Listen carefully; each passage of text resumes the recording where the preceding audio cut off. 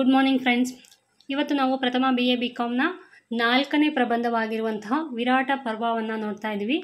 ಈ ವಿರಾಟ ಪರ್ವವನ್ನು ಬರೆದವರು ಎನ್ ಪ್ರಹ್ಲಾದ್ ರಾವ್ರವರು. ಈ ವಿರಾಟ ಪರ್ವ ಅನ್ನುವಂಥದ್ದು ಮಹಾಭಾರತದಲ್ಲಿ ಬರುವಂತಹ 18 ಪರ್ವಗಳಲ್ಲಿ ವಿರಾಟ ಪರ್ವವು ಒಂದು. ಈ ವಿರಾಟ ಪರ್ವ ಅನ್ನುವಂಥದ್ದು ಮಹಾಭಾರತದ 4ನೇ ಪರ್ವವಾಗಿದೆ. ಇದು 5 ಉಪಪರ್ವಗಳನ್ನು ಒಳಗೊಂಡಿದೆ ಅಥವಾ ವಿಭಾಗಗಳನ್ನು ಒಳಗೊಂಡಿದೆ ಮತ್ತು 2590 ಪದ್ಯಗಳನ್ನು ಹೊಂದಿದೆ. ಈ ಮಹಾಭಾರತದ ಬಗ್ಗೆ ಇನ್ನೇನು ಎಲ್ಲರಿಗೂ ಗೊತ್ತೇ ಇದೆ. ನಾವು ಮಹಾಭಾರತದ ಬಗ್ಗೆ ಹೇಳಬೇಕು ಅಂತಂದರೆ ಒಂದು ದಿನ ಪೂರ್ತಿ ಹೇಳಿದ್ರೂ ಸಾಕಾಗಲ್ಲ, ಅಷ್ಟು ದೊಡ್ಡದಾದಂಥ ಒಂದು ಗ್ರಂಥ ಇದು. ಅದರಲ್ಲಿ ಬರುವಂಥ ಒಂದು ಭಾಗ ಅಥವಾ ಪರ್ವ ಈ ವಿರಾಟ ಪರ್ವ ಅನ್ನುವ. ಮಹಾಭಾರತ ಅನ್ನೋದು 1,00,000ಕ್ಕೂ ಮೀರಿದ ಶ್ಲೋಕಗಳನ್ನು ಒಳಗೊಂಡುವಂತಹ ಬೃಹತ್ ಗ್ರಂಥವಾಗಿದೆ. ಅದರ 18 ಪರ್ವಗಳಲ್ಲಿ ಹರಡಿ ನಿಂತು ಪಾಂಡವ ಮತ್ತು ಕೌರವರ ವೈಮನಸ್ಸು ಹೇಗಿತ್ತು ಅನ್ನೋದನ್ನ ವಿವರಿಸ್ತಾ ಹೋಗ್ತಾರೆ. ಪ್ರಸ್ತುತ ಪ್ರಬಂಧ ವಿರಾಟ ಪರ್ವದ ಸ್ವಾರಸ್ಯ. ಈ ಪ್ರಬಂಧ ಏನಿದೆಯಲ್ಲ ಅದು ವಿರಾಟ ಪರ್ವದಲ್ಲಿ ಏನೆಲ್ಲ ನಡೀತು. ಇಲ್ಲಿ ನಾವು ವಿರಾಟ ಪರ್ವವನ್ನು ಮಾತ್ರ ಆಯ್ಕೆ ಮಾಡ್ಕೊಂಡಿದ್ವಿ. ವನವಾಸವನ್ನು ಮುಗಿಸಿ 2 ವರ್ಷ ಅಜ್ಞಾತವಾಸವನ್ನು ಮಾಡಬೇಕು ಅಂತ ಆಗಿರುತ್ತೆ. ಆ ಅಜ್ಞಾತವಾಸಕ್ಕೆ ಎಲ್ಲಿ ಹೋಗಿರಬೇಕು ಅಂತ ಅವರು ಯೋಚನೆ ಮಾಡುವಂತಹ ಸಂದರ್ಭದಲ್ಲಿ ಕೌರವರು ಕೂಡ ಅಜ್ಞಾತವಾಸದೊಳಗಡೆ ಎಲ್ಲಾದರೂ ಪಾಂಡವರು ಎಲ್ಲಿದ್ದಾರೆ ಅನ್ನೋದನ್ನು ಕಂಡು ಹಿಡಿದ್ರೆ ಅವರು ಮತ್ತೆ ಪುನಃ 12 ವರ್ಷ ವನವಾಸಕ್ಕೆ ಹೋಗಬೇಕಾಗತ್ತೆ ಅನ್ನೋದೊಂದು ಕಂಡೀಷನ್ನ ಹಾಕಿದ್ದರಿಂದ ಅವರು ಎಲ್ಲಿದ್ದಾರೆ ಅನ್ನೋದನ್ನು ಅವರ ದೂತರು ಹುಡುಕ್ತಾ ಇರ್ತಾರೆ. ಹಾಗಾಗಿ ಈ ಕೌರವರಿಂದ ತಪ್ಪಿಸ್ಕೊಂಡು ನಾವು 2 ವರ್ಷನ ಕಳೀಬೇಕು ಅಂತಂದರೆ ಯಾವ ಜಾಗ ಸೂಕ್ತ ಅಂತ ಯೋಚನೆ ಮಾಡಬೇಕಾದ್ರೆ ಅವರಿಗೆ ವಿರಾಟನ ರಾಜ್ಯದಲ್ಲಿ ವಿರಾಟನ ಭಾಮೈದನ ಆಗಿರುವಂತಹ ಕೀಚಕ ಇದ್ದಾನಲ್ಲ, ಅವನು ತುಂಬ ಶಕ್ತಿಶಾಲಿ. ಅವನ ಶಕ್ತಿ ಮುಂದೆ ಯಾರನ್ನೂ ಕೂಡ ಹೋರಾಡೋಕ್ಕಾಗಲ್ಲ. ಹಾಗಾಗಿ ಅಲ್ಲಿ ಇರೋದಕ್ಕೆ ಸೇಫಾದ ಜಾಗ ಅನ್ನೋ ತೀರ್ಮಾನ ಮಾಡಿ ಅವರು ವಿರಾಟ ರಾಜ ಆಸ್ಥಾನದಲ್ಲಿ 2 ವರ್ಷದ ಅಜ್ಞಾತವಾಸವನ್ನು ಕಳಿಬೇಕು ಅಂತ ಹೋಗ್ತಾರೆ. ಅಂತಹ ಸಂದರ್ಭದಲ್ಲಿ ನಡೆದಂಥ ಒಂದಷ್ಟು ವಿಚಾರಗಳು ಈ ಪ್ರಬಂಧದಲ್ಲಿ ಲೇಖಕರು ಆಯ್ಕೆ ಮಾಡಿಕೊಂಡಿದ್ದಾರೆ. ಅದರ ಬಗ್ಗೆ ಕೆಲವೊಂದಷ್ಟು ಸಂಕ್ಷಿಪ್ತವಾಗಿ ವಿವರಿಸಿದ್ದಾರೆ. ಇದರಲ್ಲಿ ಮುಖ್ಯವಾಗಿ ಬರುವಂತಹದ್ದು ಕೀಚಕನ ವಧೆ ಮತ್ತು ಗೋಹರಣಕ್ಕೆ ಸಂಬಂಧಪಟ್ಟಂತೆ ಗೋಹರಣ ಆದಮೇಲೆ ಉತ್ತರ ಕುಮಾರ ಮತ್ತು ಅರ್ಜುನ, ಬೃಹನ್ನಳೆಯಾಗಿರುವಂತಹ ಅರ್ಜುನ ಇಬ್ಬರೂ ಯುದ್ಧಕ್ಕೆ ಹೋಗ್ತಾರೆ. ಉತ್ತರ ಕುಮಾರ ಯುದ್ಧಕ್ಕೆ ಬೆನ್ನಹಾಕಿ ಹಿಂದೆ ಬರುವಾಗ ಬೃಹನ್ನಳೆಯಾಗಿದ್ದಂತಹ ಅರ್ಜುನ ಅವನನ್ನು ಕನ್ವಿನ್ಸ್ ಮಾಡಿ ಯುದ್ಧದಲ್ಲಿ ಗೆದ್ಕೊಂಡು ಬರ್ತಾನೆ. ಆಗ ಅರ್ಜುನ ಮತ್ತು ಉತ್ತರ ಕುಮಾರನ ನಡುವೆ ಒಂದಷ್ಟು ಸಂಭಾಷಣೆಗಳು ನಡೆಯುತ್ತೆ. ನೋಡೋಣ ಮುಂದೆ ಏನಿದೆ ಅಂತ. ವನವಾಸದ ಅವಧಿ ಮುಗಿತಿದ್ದಂಗೆ ನೆಕ್ಸ್ಟ್ ಎಲ್ಲಿಗೆ ಹೋಗಬೇಕು ಅಂತ ಅಂದಾಗ ವಿರಾಟ ರಾಜನ ಹತ್ರ ರಾಜ್ಯದಲ್ಲಿ ಇರೋಣ ಅಂತ ಹೇಳ್ಕೊಂಡು ಡಿಸೈಡ್ ಮಾಡಿದಾಗ ಅಲ್ಲಿ ಅವರು ಗೌಪ್ಯವಾಗಿ ಇರಬೇಕಾಗುತ್ತೆ. ಅವರ ವೇಷವನ್ನು ಮರೆಸ್ಕೊಂಡು ಯಾರಿಗೂ ಗೊತ್ತಾಗದೇ ಇರೋ ರೀತಿ ಇರಬೇಕಾಗುತ್ತೆ. ಹಾಗಾಗಿ ಯಾರ್ಯಾರು ಯಾವ್ಯಾವ ಪಾತ್ರಗಳನ್ನು ಮಾಡಬೇಕು ಅಂತ ಬಂದಾಗ ಧರ್ಮರಾಯ ಸಲಹೆಗಾರನಾಗಿ ಸಲಹೆ ನೀಡು, ಕಂಕಭಟ್ಟ ಎಂಬ ಹೆಸರಿನ ಬ್ರಾಹ್ಮಣನಾಗಿ, ಭೀಮಸೇನನು ವಲಲ ಎಂಬ ಹೆಸರಿನ ಅರಮನೆಯ ಬಾಣಸಿಗನಾಗಿ, ಅರ್ಜುನನು ಊರ್ವಶಿಯ ಶಾಪವನ್ನು ಬಳಸಿಕೊಂಡು ಸೀರೆಯಿಟ್ಟು ಬೃಹನ್ನಳೆಯಾಗಿ, ರಾಜಕುಮಾರಿಗೆ ನಾಟ್ಯವನ್ನು ಹೇಳ್ಕೊಡ್ತಾ ಬೃಹನ್ನಳೆಯಾಗಿದ್ದ ನಕುಲ ಮತ್ತು ಸಹದೇವ ಅವರಿಬ್ಬರೂ ಕೂಡ ಕುದುರೆ ಮತ್ತು ಗೋಗಳನ್ನು ಮೇಲ್ವಿಚಾರಣೆ ಮಾಡುವಂತಹ ಕೆಲಸವನ್ನು ವಹಿಸ್ಕೋತಾರೆ. ದ್ರೌಪದಿ ಸೈರಂಧ್ರಿಯಾಗಿ ರಾಣಿ ಸುದೇಶ್ನೆಯ ಸೇವಕಿಯಾಗಿ ಸೇರ್ಕೋತಾಳೆ. ಹೀಗೆ ಇವರೆಲ್ಲರೂ ತಮ್ಮ ವೇಷಗಳನ್ನ ಮರೆಸ್ಕೊಂಡು ವಿರಾಟನ ರಾಜ್ಯದಲ್ಲಿ ಗೌಪ್ಯವಾಗಿ ಜೀವನವನ್ನು ಮಾಡೋದಕ್ಕೆ ಸ್ಟಾರ್ಟ್ ಮಾಡ್ತಾರೆ. ಅಂತಹ ಸಂದರ್ಭದಲ್ಲಿ ಬರುವಂತಹ ಒಂದು ವಿಷಯ ಏನು ಅಂತಂದರೆ ಕೀಚಕನ ವಧೆ ಆಗೋದಕ್ಕೆ ಮುಖ್ಯ ಕಾರಣ ಏನು ಅಂತ ಹೇಳೋದಾದರೆ ದ್ರೌಪದಿ ಅಂತಂದರೆ ಸೈರಂಧ್ರಿ ಆಗಿದ್ದಂಥ ದ್ರೌಪದಿಯ ಮೇಲೆ ಅವನು ಕಣ್ಣು ಹಾಕಿರ್ತಾನೆ. ಆದರೆ ದ್ರೌಪದಿ ಅದಕ್ಕೆ ಒಪ್ಕೊಳ್ಳೋದಿಲ್ಲ. ಇಂತಹ ಸಂದರ್ಭದಲ್ಲಿ ಒಂದಷ್ಟು ವಿಚಾರಗಳು ನಡೆಯುತ್ತೆ, ಒಂದಷ್ಟು ಸಂಭಾಷಣೆಗಳು ಮಾತುಕತೆಗಳು ನಡೆಯುತ್ತೆ. ಅದು ಏನು ಅಂತ ನೋಡ್ತಾ ಹೋಗೋಣ. ದ್ರೌಪದಿ ಸೈರಂಧ್ರಿಯಾಗಿ ಮಾಲಿನಿ ಎಂಬ ಹೆಸರಿನಲ್ಲಿ ರಾಣಿ ಸುದೇಶ್ನೆಯ ಬಳಿ ಸೇವಕಿಯಾಗಿದ್ದಳು. ಅಕ್ಕನ ಅಂತಃಪುರದಲ್ಲಿ ಓಡಾಡುತ್ತಿದ್ದ ಇವಳನ್ನು ಕೀಚಕ ಕಂಡು ವಾಸನೆಗಟ್ಟಿದ ಮಧ್ಯದಂತೆ ಉನ್ಮಾದಗೊಳಿಸುತ್ತಿದ್ದ. ಅವಳ ಪ್ರೇಮವನ್ನು ಯಾಚಿಸುತ್ತಾನೆ. ದ್ರೌಪದಿಯಿಂದ ತಿರಸ್ಕೃತನಾದ ಕೀಚಕ ಅಕ್ಕನ ನೆರವನ್ನು ಬೇಡುತ್ತಾನೆ. ದ್ರೌಪದಿ ಸೈರಂಧ್ರಿಯಾಗಿ ಸೈರಂಧ್ರಿ ಅಂತಂದರೆ ಸೇವಕಿಯಾಗಿ, ರಾಣಿಯ ಸೇವಕಿಯಾಗಿ ಮಾಲಿನಿ ಎಂಬ ಹೆಸರಿನಲ್ಲಿ ಸುದರ್ಶನ ಜೊತೆ ಸೇವಕಿಯಾಗಿರ್ತಾಳೆ. ಅಂಥ ಸಂದರ್ಭದಲ್ಲಿ ಅಕ್ಕನ ಅಂತಃಪುರದಲ್ಲಿ ಯಾವುದೋ ಒಂದು ಹೆಣ್ಣು ಓಡಾಡ್ತಾ ಇದೆಯಲ್ಲ ಯಾರು ಅಂತ ನೋಡಿದಾಗ ದ್ರೌಪದಿಯನ್ನು ನೋಡ್ತಾನೆ. ದ್ರೌಪದಿ ಅಂದರೆ ಸೈರಂಧ್ರಿಯನ್ನು ನೋಡಿದಾಗ ಅವನಿಗೆ ಅವಳ ಮೇಲೆ ತುಂಬ ಆಸೆ ಆಗುತ್ತೆ. ಅವಳು ಅಲ್ಲಿ ಸೇವಕಿ ಆಗಿದ್ರೂ ಕೂಡ ಅವಳು ಸೌಂದರ್ಯ ಏನಿರುತ್ತೆ ಅದನ್ನು ಅವಳಿಗೆ ಮುಚ್ಚಿಡೋಕ್ಕಾಗೋದಿಲ್ಲ. ಈ ಕೀಚಕ ಕೂಡ ಅವಳನ್ನು ಕಂಡುಬಿಟ್ಟು ತುಂಬ ತಲೆ ಕೆಡಿಸ್ಕೊಂಡ್ಬಿಡ್ತಾನೆ. ಅವಳನ್ನ ಪಡಿಬೇಕು ಅಂತ ಹೇಳ್ಕೊಂಡು ತುಂಬ ಆಸೆ ಪಡ್ತಾನೆ. ಮತ್ತು ಮದುವೆ ಆಗಬೇಕು ಅಂತ ಕೂಡ ಅವಳನ್ನ ಕೇಳ್ಕೊತಾನೆ. ಆದರೆ ದ್ರೌಪದಿ ಅದಕ್ಕೆ ಒಪ್ಕೊಳ್ಳೋದಿಲ್ಲ. ನನಗೀಗ ಆಲ್ರೆಡಿ ಮದುವೆ ಆಗಿದೆ, ನನಗೆ 5 ಜನ ಗಂಧರ್ವರ ಗಂಡಂದ್ರಿದ್ದಾರೆ, ನೀನು ನನಗೆ ಈ ಥರ ತೊಂದರೆ ಕೊಡ್ತಾ ಇದ್ದರೆ ಅವ್ರು ನಿನ್ನನ್ನು ಸಾಯಿಸಿಬಿಡ್ತಾರೆ ನೋಡು ಅಂತೆಲ್ಲ ಹೆದರಿಸ್ತಾಳೆ. ಆದ್ರೂ ಕೂಡ ಅವನು ಅದಕ್ಕೆ ಒಪ್ಕೊಳ್ಳೋದೇ ಇಲ್ಲ. ಅವಳು ನನ್ನನ್ನು ತಿರಸ್ಕಾರ ಮಾಡಿಬಿಟ್ಲಲ್ಲ ಅಂತ ಸಿಟ್ಟು ಬಂದ್ಬಿಟ್ಟು ಅಕ್ಕನ ಹತ್ರ ಹೋಗಿ ಹೇಳ್ಕೊತಾನೆ, ಅಕ್ಕ ನನಗೆ ಹೆಲ್ಪ್ ಮಾಡು ಅಂತ ಕೇಳ್ಕೊತಾನೆ. ಆಗ ಅಕ್ಕ ಪಾಪ ತಮ್ಮನ ಮೇಲಿನ ಮಮಕಾರಕ್ಕೋಸ್ಕರ ಸರಿ ಆಯಿತು ನಾನು ಹೆಲ್ಪ್ ಮಾಡ್ತೀನಿ ಅಂತ ಕೂಡ ಒಪ್ಕೋತಾಳೆ. ದ್ರೌಪದಿಯಿಂದ ತಿರಸ್ಕೃತನಾದ ಕೀಚಕ ಅಕ್ಕನ ನೆರವನ್ನು ಬೇಡುತ್ತಾನೆ. ಮಧುವನ್ನು ತರುವಂತೆ ಒತ್ತಾಯ ಮಾಡಿ ಸುದೇಶ್ನೆ ಮಾಲಿನಿಯನ್ನು ಕೀಚಕನ ಅರಮನೆಗೆ ಕಳುಹಿಸುತ್ತಾಳೆ. ಅವಳನ್ನು ಕಂಡ ಕೀಚಕ ಕಾಮೋದ್ರೇಕದಿಂದ ಮುಂದುವರಿಯುತ್ತಾನೆ. ದ್ರೌಪದಿ ಅವನಿಂದ ತಪ್ಪಿಸಿಕೊಂಡು ಬಂದು ರಾಜಸಭೆಯನ್ನು ಪ್ರವೇಶಿಸುತ್ತಾಳೆ. ಈಗ ತಮ್ಮಂಗೆ ಸಹಾಯ ಮಾಡ್ತೀನಿ ಅಂತ ಹೇಳಿದ್ರಿಂದ ಅವಳನ್ನ ಏನಾದರೂ ಮಾಡಿ ತಮ್ಮನ ಮನೆಗೆ ಕಳಿಸ್ಬೇಕು ಅಂತ ತೀರ್ಮಾನ ಮಾಡಿಬಿಟ್ಟು ಇವಳನ್ನ ಸೈರಂಧ್ರಿಯ ಮಾಲಿನಿನ ಕರೆದ್ಬಿಟ್ಟು ನನ್ನ ತಮ್ಮನ ಮನೆಗೆ ಹೋಗ್ಬಿಟ್ಟು ಅಲ್ಲಿ ಮದ್ಯ ಇದೆ, ಮದ್ಯ ಅಂತಂದರೆ ಈ ದ್ರಾಕ್ಷಾರಸ ವೈನ್ ಅಂತ ಏನು ಹೇಳ್ತೀವಲ್ಲ ಅದು ಇದೆ, ಅಲ್ಲಿ ಹೋಗಿ ತೊಗೊಂಡು ಬಾ ನನಗೆ ಬೇಕು ಅಂತ ಹೇಳ್ತಾಳೆ. ಇವಳು ದ್ರೌಪದಿ ಹೇಳ್ತಾಳೆ ನನಗೆ ಅಲ್ಲಿ ಹೋಗೋಕೆ ಇಷ್ಟ ಇಲ್ಲ, ಅವ್ರು ನನ್ನ ತುಂಬ ಕೆಟ್ಟ ದೃಷ್ಟಿಯಿಂದ ನೋಡ್ತಾರೆ ಅಂತ. ಆದರೆ ರಾಣಿಯಾಗಿರುವಂತಹ ಸುದೇಶ್ನೆ ನೀನು ಬಹಳ ಸುಂದರಿ ಅಂತ ಅಂದ್ಕೊಂಡಿದ್ಯಾ, ನೀನೊಂದು ದೇವ್ರು ಕೂಡ ನಿನ್ನನ್ನು ಒಲಿಸ್ತಾನೆ ಅಂತ ಭಾರಿ ಮಾತಾಡ್ತೀಯ ನೀನು ಅಂತ ಹೇಳಿ ಅವಳಿಗೆ ಜೋರು ಮಾಡ್ತಾಳೆ. ಆಗ ಸರಿ ಆಯಿತು ಹೋಗ್ತೀನಿ ಅಂತ ಹೇಳಿ ಒಪ್ಕೊಂಡು ಹೋಗ್ತಾಳೆ. ಹೋಗ್ತಾ ಇದ್ದಂಗೆ ಅವಳನ್ನ ನೋಡಿದ ತಕ್ಷಣ ಕೀಚಕ ಫುಲ್ ಖುಷಿ ಆಗಿಬಿಡ್ತಾನೆ. ದ್ರೌಪದಿ ನನ್ನ ಮನೆಗೆ ಬಂದ್ಲು ಅಂತ ಹೇಳ್ಕೊಂಡು ಬಲಾತ್ಕಾರ ಮಾಡೋದಕ್ಕೆ ಕೂಡ ನೋಡ್ತಾನೆ. ಆಗ ಅವನಿಂದ ತಪ್ಪಿಸ್ಕೊಂಡು ಬಂದಂತಹ ದ್ರೌಪದಿ ಓಡಿ ಬಂದು ರಾಜಸಭೆನ ಪ್ರವೇಶಿಸ್ತಾಳೆ. ರಾಜಸಭೆಯನ್ನು ಪ್ರವೇಶಿಸಿದಾಗ ಕೀಚಕ ಬೆನ್ನಟ್ಟಿ ಬಂದು ತುಂಬಿದ ಸಭೆಯಲ್ಲಿ ಅವಳ ಜುಟ್ಟು ಹಿಡಿದ ವಿರಾಟ ರಾಜ ವೇಷಾಂತರದಲ್ಲಿದ್ದ ಧರ್ಮರಾಯ ಮತ್ತು ಭೀಮಾದಿಗಳೆದುರೇ ಒದ್ದು ಕೆಡವುತ್ತಾನೆ. ಅಪಮಾನ ಜರ್ಜರಿತಳಾದ ದ್ರೌಪದಿ ಭೀಮನ ನೆರವನ್ನು ಬೇಡುತ್ತಾಳೆ. ಇದಾದಾಗ ಏನಾಗುತ್ತೆ, ಅವಳು ಸೀದಾ ಓಡ್ ಬರ್ತಾಳೆ ರಾಜ್ಯಸಭೆಯಲ್ಲಿ ರಾಜನ ಮುಂದೆ ಇವನು ಈ ಥರ ಎಲ್ಲ ಮಾಡ್ತಾ ಇದ್ದಾನೆ ಅಂತ ಹೇಳ್ಕೊಳ್ಳೋದಕ್ಕೋಸ್ಕರ ಓಡ್ ಬರ್ತಾಳೆ. ಓಡ್ ಬಂದಾಗ ಅವನು ಅದನ್ನು ಕೂಡ ಬಿಡಲ್ಲ. ಕೀಚಕ ಕೂಡ ಅವಳ ಬೆನ್ನಟ್ಟಿ ಬಂದು ಅವಳ ಜುಟ್ಟು ಹಿಡಿದು ಎಳೆದಾಡಿ ಅವಳನ್ನ ಕಾಲಲ್ಲಿ ಒದ್ದು ಕೆಡುತ್ತಾನೆ. ಅಲ್ಲೇ ರಾಜನ ಪಕ್ಕದಲ್ಲಿ ರಾಜನ ಆಪ್ತ ಸಲಹೆಗಾರನಾಗಿದ್ದಂತಹ ಧರ್ಮರಾಯ ಕೂಡ ಇರ್ತಾನೆ. ಆದರೆ ಅವನು ಏನು ಮಾಡುವಂತಹ ಸ್ಥಿತಿಯಲ್ಲಿರಲ್ಲ, ನೋಡ್ಬಿಟ್ಟು ಸುಮ್ಮನೆ ಆಗ್ತಾನೆ, ಏನನ್ನೂ ಮಾತಾಡೋಕ್ಕಾಗಲ್ಲ, ಸುಮ್ಮನೆ ಆಗ್ಬಿಡ್ತಾನೆ. ಆಮೇಲೆ ಭೀಮ ಕೂಡ ಅಲ್ಲೇ ಇರ್ತಾನೆ. ಅವನು ನೋಡ್ತಾ ಇರ್ತಾನೆ, ಅವನಿಗೆ ತುಂಬ ಕೋಪ ಬರುತ್ತೆ. ಆದರೆ ಅಣ್ಣನ ಎದುರುಗಡೆ ಅಣ್ಣನ ಮಾತಿಗೆ ವಿರುದ್ಧವಾಗಿ ಏನೂ ಮಾಡೋಕ್ಕಾಗಲ್ಲ ಅಂತ ಹೇಳ್ಕೊಂಡು ಸುಮ್ಮನೆ ನೋಡ್ತಾ ನಿಂತ್ಕೊಂಡಿರ್ತಾನೆ. ನೋಡ್ಬಿಟ್ಟು ದ್ರೌಪದಿಗೆ ತುಂಬ ಬೇಜಾರಾಗುತ್ತೆ. ಆಸ್ಥಾನದಲ್ಲಿ ರಾಜನ ಹತ್ರ ನನಗೆ ನ್ಯಾಯ ಕೊಡಬೇಕು ಅಂತ ಹೇಳಿ ಕೇಳ್ತಾಳೆ. ಆದರೆ ರಾಜ ಹೇಳ್ತಾನೆ, ಇದು ನನಗೆ ಗೊತ್ತಿಲ್ಲ ಅವನು ಏನು ಮಾಡಿದ್ದಾನೆ ಅಂತ ಹೇಳ್ಕೊಂಡು ಹಾಗಾಗಿ ನಾನು ಸರಿಯಾದ ನ್ಯಾಯ ಕೊಡೋಕ್ಕಾಗಲ್ಲ, ಸಾಕ್ಷಿ ಇಲ್ಲದೆ ಯಾವುದೇ ರೀತಿ ನ್ಯಾಯ ಕೊಡೋಕ್ಕಾಗಲ್ಲ, ಟೈಮ್ ತೊಗೊಂಡು ಇದನ್ನೆಲ್ಲ ಯೋಚನೆ ಮಾಡಿ ತರ್ಕ ಮಾಡಿ ಏನು ಅಂತ ನ್ಯಾಯ ಕೊಡ್ತೀನಿ ಅಂತ ಹೇಳಿದಾಗ ಅವಳಿಗೆ ತುಂಬ ಕೆಟ್ಟ ಕೋಪ ಬರುತ್ತೆ. ಪಕ್ಕದಲ್ಲೇ ಗಂಡ ಧರ್ಮರಾಯ ಇರ್ತಾನೆ, ಅವನು ಕೂಡ ಅದಕ್ಕೆ ಏನೂ ಹೇಳೋದಿಲ್ಲ ಅಂತಂದಾಗ ಅವಳಿಗೆ ಬಹಳ ಕೆಟ್ಟ ಕೋಪ ಬರುತ್ತೆ. ಕೆಟ್ಟ ಕೋಪ ಆಗಿ ರಾಜ್ಯಸಭೆಯಲ್ಲೇ ಕೂಗಾಡ್ತಾಳೆ ಎಲ್ಲರ ಮೇಲೂ, ನೀವೆಲ್ಲ ಸರಿ ಇಲ್ಲ, ನೀವು ಗಂಡಸರೆಲ್ಲ, ನೀವು ಒಂದು ಹೆಣ್ಣಿಗೆ ರಕ್ಷಣೆ ಕೊಡೋಕ್ಕಾಗಲ್ಲ, ನೀವೆಲ್ಲ ರಾಜರಾಗಕ್ಕೆ ಯೋಗ್ಯರ ಅಲ್ಲ ಅಂತ ಹೇಳಿ ಕೂಗಾಡ್ತಾಳೆ. ನಿಮಗೆ ಆ ಕೋಪ ಬರ್ತಾ ಇರುತ್ತೆ. ಕೋಪದಲ್ಲಿ ಅವ್ನಿಗೆ ಏನು ಮಾಡಬೇಕು ಅಂತ ಗೊತ್ತಾಗದೆ, ಅವ್ನಿಗೆ ಸಿಟ್ಟನ್ನು ತಡ್ಕೊಳಕ್ಕಾಗದೆ ಹೊರಗಡೆ ಹಿಂಗೆ ಸುಮ್ಮನೆ ಬಗ್ಗಿ ನೋಡಿ ಅಲ್ಲೊಂದು ದೊಡ್ಡದು ಮರ ಇರುತ್ತೆ. ಅವನು ಕಣ್ಣಲ್ಲೇ ಲೆಕ್ಕಾಚಾರ ಹಾಕ್ತಿರ್ತಾನೆ, ಈ ಮರನ ಕಿತ್ತುಬಿಟ್ಟು ಎಲ್ಲರಿಗೂ ಹೊಡೆದು ಇಲ್ಲೇ ಸಾಯಿಸ್ಬಿಡ್ಲಾ ಅನ್ನಷ್ಟು ಅವನಿಗೆ ಕೋಪ ಬರ್ತಾ ಇರುತ್ತೆ. ಅದನ್ನು ದೂರದಲ್ಲಿ ನಿಂತ್ಕೊಂಡಿದ್ದಂತಹ ಧರ್ಮರಾಯ ನೋಡ್ತಾನೆ. ಭೀಮನಿಗೆ ಇಂಡೈರೆಕ್ಟ್ ಆಗಿ ಹೇಳ್ತಾನೆ, ಮುಂದೆ ಇರುವಂತಹ ಈ ದೊಡ್ಡ ಮರ ಇದೆಯಲ್ಲ, ಇದು ತುಂಬ ಜನಗಳಿಗೆ ನೆರಳನ್ನ ಕೊಡ್ತಾ ಇದೆ. ಆ ಮರನೆಲ್ಲ ಕಿತ್ಬಿಟ್ಟು ನೀನು ಅಡುಗೆ ಮನೆಗೆಲ್ಲ ಬಳಸ್ಕೋಬೇಡ, ಊರಿಂದ ಹೊರಗಡೆ ತುಂಬ ಮರಗಳಿದೆ, ಹೋಗಿ ಅಂಥ ಮರಗಳನ್ನ ಮಾತ್ರ ನೀನು ಅಡುಗೆಗೆ ಬಳಸ್ಕೊ ಅಂತ ಅವನು ಇಂಡೈರೆಕ್ಟಾಗಿ ಹೇಳ್ತಾನೆ. ಯಾಕಂತಂದರೆ ಇಲ್ಲಿ ಅವರು ಪಾಂಡವರು ತಮ್ಮ ಗುರುತನ್ನು ಮುಚ್ಚಿಟ್ಕೊಂಡು ಅಲ್ಲಿ ಬದುಕ್ತಾ ಇರೋದ್ರಿಂದ ಅವ್ರ ಗುರುತನ್ನು ಯಾರಿಗೂ ತೋರಿಸ್ಕೊಳ್ಬಾರ್ದು ಅಂತ ಹೇಳಿರೋದ್ರಿಂದ ಅವನು ಒಂದು ವೇಳೆ ಕೀಚಕನನ್ನ ಮೇಲೆ ಏನಾದರೂ ಹಲ್ಲೆ ಮಾಡಿದ್ದು ಏನಾದರೂ ಆದರೆ ಅದು ಗಾಳಿ ಸುದ್ದಿಯಾಗಿ ಕೌರವರವ್ರಿಗೂ ಮುಟ್ಟಿದ್ರೆ ಮತ್ತೆ ಇವ್ರನ್ನ ಕಂಡಿಡಿದ್ಬಿಟ್ಟು ಮತ್ತೆ ಪುನಃ ವನವಾಸಕ್ಕೆ ಕಳಿಸ್ತಾರೆ. ಹಾಗಾಗಿ ಅದರಿಂದ ಅವರು ಉಳ್ಕೋಬೇಕು ಅನ್ನೋ ಕಾರಣಕ್ಕೋಸ್ಕರ ಎಲ್ಲದನ್ನು ಸಹಿಸ್ಕೊಂಡು ಸುಮ್ಮನೆ ಇರ್ತಾರೆ. ದ್ರೌಪದಿಗೆ ತುಂಬ ಬೇಜಾರಾಗಿ ಇಷ್ಟೊಂದೆಲ್ಲ ಅವಮಾನ ಸಹಿಸ್ಕೊಂಡು ಯಾಕಾದರೂ ನಾನು ಬದುಕಿದ್ದೀನಿ, ನಾನು ಸತ್ತೋಗ್ಬಾರ್ದಾ ಅನ್ನೋಷ್ಟು ಮನಸ್ಸಿಗೆ ಬೇಜಾರಾಗಿ ಸೀದಾ ಅವಳು ವಾಪಸ್ಸು ಸುದೇಶ್ನೆ ಅರಮನೆಗೆ ಹೋಗ್ತಾಳೆ. ಅರಮನೆಗೆ ಹೋಗಿ ರಾತ್ರಿ ಟೈಮಲ್ಲಿ ಭೀಮ ಮಲಗಿದ್ದಾಗ ಅವನನ್ನು ಮೀಟ್ ಮಾಡೋದಕ್ಕೆ ಬರ್ತಾಳೆ. ಯಾಕೆ ಇಷ್ಟೊತ್ತಿನಲ್ಲಿ ನನ್ನನ್ನು ಮೀಟ್ ಮಾಡೋದಕ್ಕೆ ಬಂದಿದೆಯಾ ಅಂತ ಕೇಳಿದಾಗ ಅವಳು ಹೇಳ್ಕೊತಾಳೆ, ನನಗೆ ಈ ಥರ ಎಲ್ಲ ಕೀಚಕ ಹಿಂಸೆ ಕೊಡ್ತಾ ಇದ್ದಾನೆ, ನನ್ನ ಕೈಲಿ ಆಗೋದಿಲ್ಲ ಸಹಿಸ್ಕೊಳಕ್ಕೆ ಅಂತ ಹೇಳ್ತಾಳೆ. ಇವನು ಭೀಮ ಏನು ಹೇಳ್ತಾನೆ, ನಾನು ಅಣ್ಣನ ಎದುರಾಗಿ ಏನು ಮಾಡೋಕ್ಕಾಗಲ್ಲ, ನಾನು ಒಬ್ಬನೇ ಅಲ್ಲ, ನಿನಗೆ ಗಂಡ ಇನ್ನೂ 4 ಜನ ಇದ್ದಾರೆ, ಹೋಗಿ ಅವ್ರ ಹತ್ರ ಹೋಗು, ನಾನು ನಿನಗೆ ಗಂಡನೇ ಅಲ್ಲ ಅಂತ ಅನ್ಕೊಂತ ಅವನು ನಿಷ್ಠುರವಾಗಿ ಮಾತಾಡ್ತಾನೆ.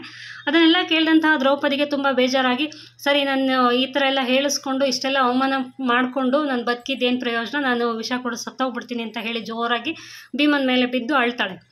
ಅದನ್ನು ನೋಡಿದಾಗ ಭೀಮನಿಗೆ ತುಂಬ ಬೇಜಾರಾಗಿ, ಆಯಿತು ನನ್ನ ಅಣ್ಣನ ಮಾತನ್ನು ಮೀರಿ ನಾಳೆ ಕೀಚಕನನ್ನ ಸಾಯಿಸ್ತೀನಿ ಅಂತ ಹೇಳಿ ಮಾತು ಕೊಟ್ಟ ಮೇಲೆ ಅವಳು ವಾಪಸ್ಸು ಖುಷಿಯಿಂದ ಹೋಗ್ತಾಳೆ.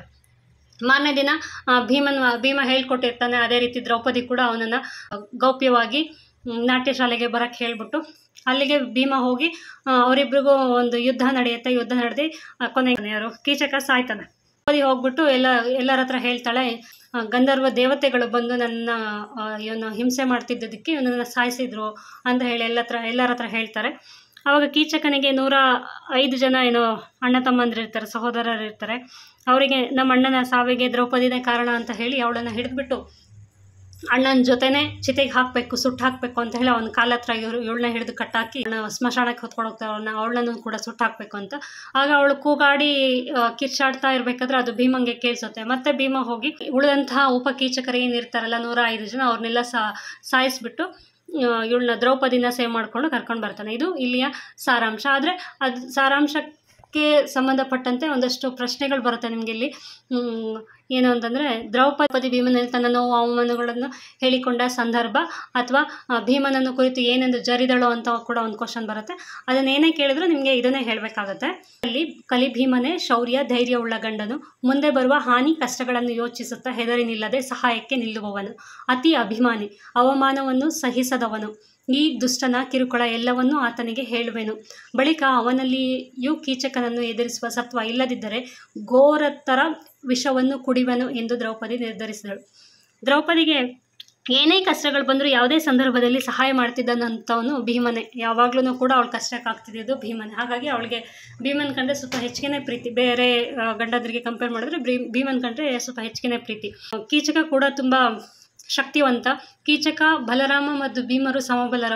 ಅವನನ್ನು ಸೋಲ್ಸೋಕ್ಕೆ ಬೇರೆ ಯಾರ ಕೈಲೂ ಸಾಧ್ಯ ಇಲ್ಲ. ಬಿಟ್ಟು ಭೀಮನ ಹತ್ರ ಬರ್ತಾಳೆ. ಮಧ್ಯರಾತ್ರಿಯಲ್ಲಿ ಅವನ ಹತ್ರ ತನ್ನ ಕಷ್ಟನ ಹೇಳ್ಕೊಡೋದಕ್ಕೆ ಬರ್ತಾಳೆ. ಒಂದು ವೇಳೆ ಅವನು ಏನಾದರೂ ಒಪ್ಪಲಿಲ್ಲ, ನನ್ನ ಕೈಲಿ ಆಗಲ್ಲ ಅಂತ ಹೇಳಿದ್ರೆ ನಾನು ಇನ್ನು ಬದುಕಲೇಬಾರ್ದು, ಸತ್ತೋಗ್ಬಿಡ್ಬೇಕು ಅಂತ ಹೇಳಿ ಯೋಚನೆ ಮಾಡಿಕೊಂಡು ಬರ್ತಾಳೆ. ಬರುವಂಥ ಸಂದರ್ಭ ಇದು. ಅವಳ ಕಣ್ಣುಗಳ ಕಾಂತಿ ಕತ್ತಲೆಯನ್ನು ಹೋಗಲಾಡಿಸುವಂತಿತ್ತು. ಅವಳಿಗೆ ಅದೇ ಬೆಳಕು. ಅವಳ ಕೈ ಕಂಕಣದಿಂದ ಇಂಪಾದ ಝೇಂಕೃತಿಯೊಡನರ ಬೆಳ್ಳಿಯಂತಿರುವ ತೋಳನ್ನು ಬಿಂಬಿಸುತ್ತಾ ಮೆಲು ಸರಗನ್ನು ಇಷ್ಟಪಟ್ಟು ಎಡಭುಜದ ಮೇಲೆ ಹಾಕಿಕೊಂಡು ವೇಗವಾಗಿ ನಡೆಯುವಾಗ ಎದೆ ನಡುಗುತ್ತಿರಲು ದುಃಖ ತುಂಬಿದ ಮನಸ್ಸಿನ ಮುಗ್ಧ ಹೆಣ್ಣು ಮಗಳು ಅರಮನೆಯ ಅಡುಗೆ ಮನೆಗೆ ಬಂದಳು. ಸರಿ ರಾತ್ರಿಯಲ್ಲಿ ಬಂದ ದ್ರೌಪದಿಯನ್ನು ಕಂಡು ಮಹಾರಾಣಿಯವರು ಸರಿ ರಾತ್ರಿಯಲ್ಲಿ ಬಂದ ಕಾರಣವೇನು ಎಂದು ಕೇಳಲು, ನಾವು ಪರದೇಶದವರು, ಹತ್ತಿರದ ಯಾರಿಗೂ ಪರಿಚಯವಾಗದಂತೆ ಇರುವುದು ಬಹಳ ಕಷ್ಟ, ಅದಕ್ಕಾಗಿ ರಾತ್ರಿ ಬಂದೆ ಎಂದಳು. ಇಲ್ಲಿ ಪರದೇಶದವರು ಅಂತಂದರೆ ನಾವಿಲ್ಲಿ ಬೇರೆ ದೇಶದವರು, ಈ ದೇಶಕ್ಕೆ ಸಂಬಂಧಪಟ್ಟವರಲ್ಲ, ನಾವು ಅಜ್ಞಾತವಾಗಿರುವಂತಹವರು. ನಾವಿಲ್ಲಿ ಹಗಲೊತ್ತಿನಲ್ಲಿ ಬಂದು ಮೀಟ್ ಮಾಡಿದರೆ ಎಲ್ಲರಿಗೂ ಗೊತ್ತಾಗ್ಬಿಡುತ್ತೆ. ಯಾರಿಗೂ ಗೊತ್ತಾಗಬಾರ್ದು ಅನ್ನೋ ಕಾರಣಕ್ಕೋಸ್ಕರ ನಾನು ರಾತ್ರಿ ಬಂದೆ ಅಂತ ಹೇಳ್ತಾ ಇದ್ದಾಳೆ ಯಾರು? ದ್ರೌಪದಿ. ಪ್ರಿಯೆ, ಈ ದುಃಖವು ಯಾರ ದಿಸೆಯಿಂದ ಆಯಿತು ಎನ್ನಲು ಅವಳು ಹೀಗೆ ಎಂದಳು. ಅವಳು ಮುಖ ನೋಡಿದ ತಕ್ಷಣ ಭೀಮಂಗೆ ಗೊತ್ತಾಗುತ್ತೆ ಅವಳು ತುಂಬ ದುಃಖದಲ್ಲಿದ್ದಾಳೆ, ಅದಕ್ಕೋಸ್ಕರ ನಾನು ಹುಡ್ಕೊಂಡು ಬಂದಿದ್ದಾಳೆ ಅಂತ ಹೇಳಿ. ಆಗ ಅವನು ಕೇಳ್ತಾನೆ, ಪ್ರಿಯೆ, ಈ ದುಃಖವು ಯಾರ ದೆಸೆಯಿಂದ ಆಯಿತು ಅಂತ ಕೇಳ್ತದೆ. ನಿನ್ನೆ ಹಗಲು ನನ್ನನ್ನು ತುಡುಕಿ ಅಟ್ಟಿಸಿಕೊಂಡು ಬಂದು ರಾಜಸಭೆಯಲ್ಲಿ ಆ ಕೀಚಕ ಕುನ್ನಿಯು ನನಗೆ ಒದ್ದನು. ಆಗ ರಾಜಸಭೆಯಲ್ಲಿ ನಿನ್ನ ಒಡ ಹುಟ್ಟಿದವರು ಇದ್ದರೂ ಈ ಅವಮಾನವು ನನಗೆ ಯೋಗ್ಯವೇ? ನನ್ನನ್ನು ಅವನು ಬೆನ್ನು ಹತ್ತದೇ ಬಿಡುವುದಿಲ್ಲ. ನಾನು ಇನ್ನು ಬದುಕಿ ಇರುವವಳೆಲ್ಲ ಸಾಯುವೆನು. ಆ ಪಾಪವು ನಿನ್ನನ್ನು ತಾಗದೆ ಬಿಡುವುದಿಲ್ಲ. ಅಂದರೆ ಅವಳವಳ ಅಸಹಾಯಕತೆ, ನೋವನ್ನ ಭೀಮನ ಹತ್ರ ಹೇಳ್ಕೊತಾ ಇದ್ದಾಳೆ. ನಿನ್ನೆ ಏನೆಲ್ಲ ನಡೀತು, ನಿನ್ನೆ ಆಗಲೂ ನನ್ನನ್ನು ಓಡಿಸ್ಕೊಂಡು ಅಟ್ಟಿಸ್ಕೊಂಡು ಬಂದ್ಬಿಟ್ಟು ರಾಜ್ಯಸಭೆಯಲ್ಲಿ ನನ್ನನ್ನು ಒದ್ದ ಆ ಥರ ಎಲ್ಲ ಹಿಂಸೆ ಕೊಟ್ಟ. ಆದರೆ ನಿನ್ನ ಅಣ್ಣ ತಮ್ಮಂದರು ಅಲ್ಲೇ ಇದ್ದರು, ರಾಜ್ಯಸಭೆಯಲ್ಲಿ ಇದ್ದರು, ಆದರೆ ಏನೂ ಮಾಡಲಿಲ್ಲ, ಸುಮ್ಮನೆ ನೋಡ್ತಾ ನಿಂತ್ಕೊಂಡಿದ್ರು. ನನಗೆ ಇಷ್ಟೆಲ್ಲ ಅವಮಾನ ಆಗ್ತಾಯಿದ್ರು, ಸುಮ್ಮನೆ ನೋಡ್ತಾ ನಿಂತ್ಕೊಂಡಿದ್ರಲ್ಲ, ಇದೆಲ್ಲ ಸರಿನಾ? ನನಗೆ ತುಂಬ ಬೇಜಾರಾಗಿದೆ. ಇನ್ನು ಇದನ್ನೆಲ್ಲ ನೋಡ್ಕೊಂಡು ಕೂಡ ನನಗೆ ಬದುಕಿದ್ದು ಏನೂ ಪ್ರಯೋಜನ ಇಲ್ಲ, ನಾನು ಸತ್ತೋಗ್ಬಿಡ್ತೀನಿ. ಆ ಪಾಪ ನಿನಗೆ ತಾಗತ್ತೆ, ಆ ಪಾಪ ನಿನ್ನನ್ನು ಕಾಡತ್ತೆ ಅಂತ ಹೇಳ್ತಾಳೆ. ಆಗ ಭೀಮ ಸಿಟ್ಟು ಮಾಡ್ಕೊಬಿಡ್ತಾನೆ, ಸಿಟ್ಟು ಬರತ್ತೆ ಅವನಿಗೆ. ಈ ನಿನ್ನ ಕಷ್ಟದ ಅಪದೆಸೆಯನ್ನು ಪರಿಹರಿಸುವವರು ನಾನಲ್ಲ, ನಿನ್ನ ಉಳಿದ ಪತಿಯಾದ 4 ಅಸಮ ಸಾಹಸರು, ಉಳಿದ 4 ಹೇಳು ಹೋಗು ಎಂದನು ಭೀಮ. ಹಂಗಂತ ಹೇಳಿದಾಗ ಅವನಿಗೆ ಸಿಟ್ಟು ಬಂದ್ಬಿಡುತ್ತೆ. ಸಿಟ್ಟು ಬಂದ್ಬಿಟ್ಟು ಅವನಿಗೆ ಸಿಟ್ಟು ಬರುತ್ತೆ ಅನ್ನೋದಕ್ಕಿಂತ ಅವನಿಗೆ ಅಸಹಾಯಕತೆ, ಏನೂ ನಾನು ಮಾಡೋಕ್ಕಾಗ್ತಾಯಿಲ್ಲ, ಅಣ್ಣನ ಮಾತು ಮೀರಿ ಅಣ್ಣ ಏನಕ್ಕೂ ಪರ್ಮಿಷನ್ ಕೊಡ್ತಿಲ್ಲ ಅನ್ನೋದು ಒಂದು ಅಸಹಾಯಕತೆ ಇದ್ದೇ ಇರುತ್ತೆ. ಹಾಗಾಗಿ ಅವನು ಸಿಟ್ಟಲ್ಲಿ ಹೇಳ್ತಾನೆ ಈ ರೀತಿ, ನಿನ್ನ ಕಷ್ಟದ ಅಪದೆಸೆಯನ್ನು ಪರಿಹರಿಸುವವರು ನಿನ್ಗೇನು ಕಷ್ಟ ಬಂದಿದೆಯಲ್ಲ, ಇದನ್ನು ನನ್ನ ಕೈಲಿ ಏನೂ ಮಾಡೋಕ್ಕಾಗಲ್ಲ, ನಾನೇನು ಮಾಡೋಕ್ಕೆ ಸಾಧ್ಯ ಇಲ್ಲ. ನಾನು ಒಬ್ಬನೇ ಗಂಡ ಅಲ್ಲ, ಇನ್ನೂ 4 ಜನ ಇದ್ದಾರೆ ನಿನ್ನ ಗಂಡ, ಹೋಗಿ ಅವ್ರ ಹತ್ರ ಹೇಳ್ಕೊ ಹೋಗು, ನನ್ನ ಹತ್ರ ಏನು ಹೇಳಬೇಡ ಅಂತ ಜೋರು ಮಾಡ್ತಾನೆ. ಆಗ ದ್ರೌಪದಿ ಹೇಳ್ತಾಳೆ, ರಮಣ ಕೇಳು, ಉಳಿದವರು ನನ್ನನ್ನು ಮರ್ಯಾದೆಯ ಅರ್ಥ ಧರ್ಮಕ್ಕಾಗಿ ರಮಿಸಿ ಸುಖಪಡುವವರು, ಬಯಕೆ ತೀರಿದ ನಂತರ ಹೊರಡುವವರು, ನಿರ್ಗಮಿಸುವರು. ನೀನಲ್ಲದೆ ಉಳಿದವರು ಉಚಿತವಾದ ಕೆಲಸಕ್ಕೆ ಬರುವವರಲ್ಲ. ನನ್ನನ್ನು ಸ್ವಲ್ಪ ಮಮತೆಯಿಂದ ಪ್ರೀತಿಯಿಂದ ನೀನು ನೋಡು, ಮನಸ್ಸಿನ ಗೊಂದಲವನ್ನು ತೊಲಗಿಸು, ಕತ್ತಿಯಂತಿರುವ ಕ್ರೂರ ಕೀಚಕನನ್ನು ಯಮನ ಮನೆಗೆ ಕಳುಹಿಸಿ ನನಗೆ ಕರುಣೆ ತೋರಿಸು ಎಂದು ದ್ರೌಪದಿ ಕೈ ಮುಗಿದಳು. ಅವನು ಹೋಗಿ ಬೇರೆ ನಿನಗೆ ಗಂಡಂದ್ರಿದಾರಲ್ಲ ಅವ್ರ ಹತ್ರ ಹೋಗಿ ಹೇಳ್ಕೊ ಅಂತಂದಾಗ ಅವಳು ಹೇಳ್ತಾಳೆ. ಅವರೆಲ್ಲ ಏನಿದ್ರು ಅವ್ರ ಧರ್ಮ ಏನು, ನಾನು ಇವಳು ನನ್ನ ಹೆಂಡತಿ ಅನ್ನೋ ಕಾರಣಕ್ಕೋಸ್ಕರ, ಹೆಂಡತಿ ಅಂತ ಧರ್ಮ ಆಚರಣೆ ಮಾಡಬೇಕು ಅನ್ನೋದಕ್ಕೋಸ್ಕರ ಅವರು ಗಂಡನ ಕರ್ತವ್ಯವನ್ನು ನಿರ್ವಹಿಸ್ತಿದ್ದಾರೆ ಹೊರತು ನನ್ನ ಕಷ್ಟಕ್ಕೆ ಅವ್ರು ಯಾರಿಗೂ ಆಗಲ್ಲ. ನೀನು ಮಾತ್ರ ನನ್ನ ಕಷ್ಟಕ್ಕೆ ಬರೋದು, ನೀನೇ ನನ್ನ ಈ ಕಷ್ಟದಿಂದ ಗೊಂದಲದಿಂದ ದೂರ ಮಾಡು, ಆ ಕೀಚಕನ ಸಾಯಿಸು, ಉಳಿಸ್ಬಿಡ ಅವನನ್ನು ಅಂತ ಹೇಳ್ಕೊಂಡು ಭೀಮನ ಹತ್ರ ಬೇಡ್ಕೋತಾಳೆ. ಆಗ ಭೀಮ ಮತ್ತೆ ಅವಳಿಗೆ ಕ್ಲಾರಿಫಿಕೇಶನ್ ಕೊಡ್ತಾನೆ. ನನ್ನ ಕೈಲಿ ಆಗಲ್ಲ, ನಾನು ಮಾಡಲ್ಲ ಅಂತ ಹೇಳ್ತಿರೋದು, ಇದು ನಾನು ಕೀಚಕನಿಗೆ ಹೆದರಿಕೊಂಡು ಮಾಡುತ್ತಿರುವ ನಡವಳಿಕೆಯಲ್ಲ, ಆದರೆ ನಾವು ಧರ್ಮಜನ ಹೊರೆ ವಿಚಾರವಾಗಿ ಹೆದರುತ್ತೇವೆ ಎಂದ ಭೀಮ. ಇದು ನನ್ನ ಕೈಲಿ ಆಗಲ್ಲ, ನಾನು ಮಾಡಲ್ಲ, ನಾನು ನಿನಗೆ ಸೇವ್ ಮಾಡೋಕ್ಕಾಗಲ್ಲ, ನೀನು ಉಳಿದವ್ರ ಹತ್ರ ಗಂಡನಂದಿರ ಹತ್ರ ಹೋಗಿ ಹೇಳು ಅಂತ ಹೇಳ್ತಿರೋದು ನಾನು ಕೀಚಕನಿಗೆ ಹೆದರ್ಕೊಂಡಲ್ಲ, ಅವನನ್ನು ಎದುರಿಸುವಂಥ ಶಕ್ತಿ ಸಾಮರ್ಥ್ಯ ಎರಡೂ ನನಗಿದೆ. ಆದರೆ ನಾನು ಹೆದರ್ತಾ ಇರೋದು ಧರ್ಮಜ ಅಂತಂದರೆ ಅಣ್ಣನ ಧರ್ಮರಾಯನಂತಹ ಪರವಾಗಿ ನಾನು ಹೆದರ್ತಾ ಇರೋದು. ಅವನು ನನ್ನನ್ನು ಏನು ಮಾಡೋಕ್ಕೆ ಬಿಡ್ತಾ ಇಲ್ಲ, ಅದಕ್ಕೋಸ್ಕರ ನಾನು ಹಿಂದೆ ನಿಂತಿದ್ದೀನಿ, ಹೆದರ್ತಾ ಇದ್ದೀನಿ ಅಂತ ಹೇಳ್ತಾನೆ. ದ್ರೌಪದಿ ಹೇಳ್ತಾಳೆ, ಲೋಕದಲ್ಲಿ ಹೆಂಡತಿಯ ರಕ್ಷಣೆಯನ್ನು ಒಬ್ಬನೇ ಗಂಡುಗುಸು ಮಾಡುತ್ತಾನೆ, ವೈರಿಯನ್ನು ತುಂಡು ತುಂಡಾಗಿ ಮಾಡುವನು, ಪತ್ನಿಯ ರಕ್ಷಣೆಗಾಗಿ ತನ್ನ ಜೀವವನ್ನೇ ಬಲಿ ಕೊಡುವನು. ಆದರೆ ಇಲ್ಲಿಯೋ 5 ಗಂಡರು, ಅವರು ಮಹಾಶೂರರು, ಹೆಸರಿಗೆ 3 ಲೋಕದ ಗಂಡರು, ಆದರೆ ಒಬ್ಬಳನ್ನು ರಕ್ಷಣೆ ಮಾಡಿ ಆಳಲಾರಿರಿ. ಹೀಗಿರುವಾಗ ನೀವು ಗಂಡರು ಅಥವಾ ಬಂಡರು ಹೇಳು ಎಂದಳು ದ್ರೌಪದಿ. ಅವನು ಹಾಗಂತ ಹೇಳಿದಾಗ ಅವಳಿಗೆ ಇನ್ನೂ ಜೋರು ಕೋಪ ಬಂದ್ಬಿಡತ್ತೆ, ತುಂಬ ಕೋಪ ಬಂದ್ಬಿಟ್ಟು ಹೇಳ್ತಾಳೆ, ಪ್ರತಿಯೊಬ್ಬ ಹೆಣ್ಣಿಗೂ ಒಬ್ಬ ಗಂಡ ಅಂತ ಇದ್ದವನು, ಅವನ ಕರ್ತವ್ಯನೇ ಅದು ತನ್ನ ಹೆಂಡತಿನ ರಕ್ಷಣೆ ಮಾಡೋದು. ನನಗೆ ಮಾತ್ರ 5 ಜನ ಗಂಡಂದಿರೋದು, ಉಳಿದವ್ರಿಗೆಲ್ಲ ಒಬ್ಬೊಬ್ಬರೇ ಗಂಡ ಇರ್ತಾರೆ. ಆದ್ರೂ ಕೂಡ ತನ್ನ ಹೆಂಡತಿಗೆ ಏನೋ ಕಷ್ಟ, ಏನೇ ಸಮಸ್ಯೆ ಬಂತು ಅಂತಂದರೆ ತನ್ನ ಜೀವನ ಕೂಡ ಬಲಿ ಕೊಟ್ಬಿಟ್ಟು ಹೆಂಡತಿನ ರಕ್ಷಣೆ ಮಾಡ್ತಾರೆ. ಆದರೆ ನೀವು 5 ಜನ ಗಂಡಂದಿರಿದೆ, ಅದು ಗಂಡಂದರು ಅಂತಂದರೆ ಏನು ಸಾಮಾನ್ಯ ಮನುಷ್ಯರಲ್ಲ, ನೀವು ದೇವರಿಗೆ ಸಮಾನರಾದಂತಹ ಮನುಷ್ಯರು, ಜನಗಳು, ನೀವು ಶೂರರು, ಮಹಾಶೂರರು, ಲೋಕದ ಗಂಡರು. ನೀವು ಇಡೀ ಲೋಕದಲ್ಲೇ ನಿಮ್ಮಂಥ ಶಕ್ತಿಶಾಲಿಗಳು, ಬುದ್ಧಿವಂತರು ಯಾರೂ ಇಲ್ಲ. ಆದರೆ ನನ್ನಂಥ ಒಬ್ಬಳು ಹೆಂಡತಿನ ನಿಮ್ಮ ಕೈಲಿ ರಕ್ಷಣೆ ಮಾಡೋಕ್ಕಾಗಲ್ಲ, ನೀವು ನಿಜವಾಗ್ಲೂ ಗಂಡರು ಅಥವಾ ಬಂಡರು ಅಂತ ಹೇಳಿ ಅವಳು ಅವನನ್ನು ಜರಿತಾಳೆ. ಅಂದು ಜೂಜಿನಲ್ಲಿ ಸೋತ ನಂತರ ಕೌರವ ನಾಯಿ ಸಭೆಯಲ್ಲಿ ತನ್ನನ್ನು ಎಳೆದು ತಂದು ತನ್ನ ಸೊಂಕಿನ ಹಿರಿಮೆಯನ್ನು ತೋರಿಸಿದನು. ಬಳಿಕ ಇಂದು ಕೀಚಕ ಕುನ್ನಿಯ ನನ್ನನ್ನು ರಾಜ್ಯ ಸಭೆಯೊಳಗೆ ಒದ್ದನು. ಅಂದು ಮತ್ತೆ ಇಂದು ಆದ ಅವಮಾನಕ್ಕೆ ಯಾವುದು ತಾನೇ ಕುಂದು, ಅದು ಯಾವುದು ತಾನೇ ಕಡಿಮೆ.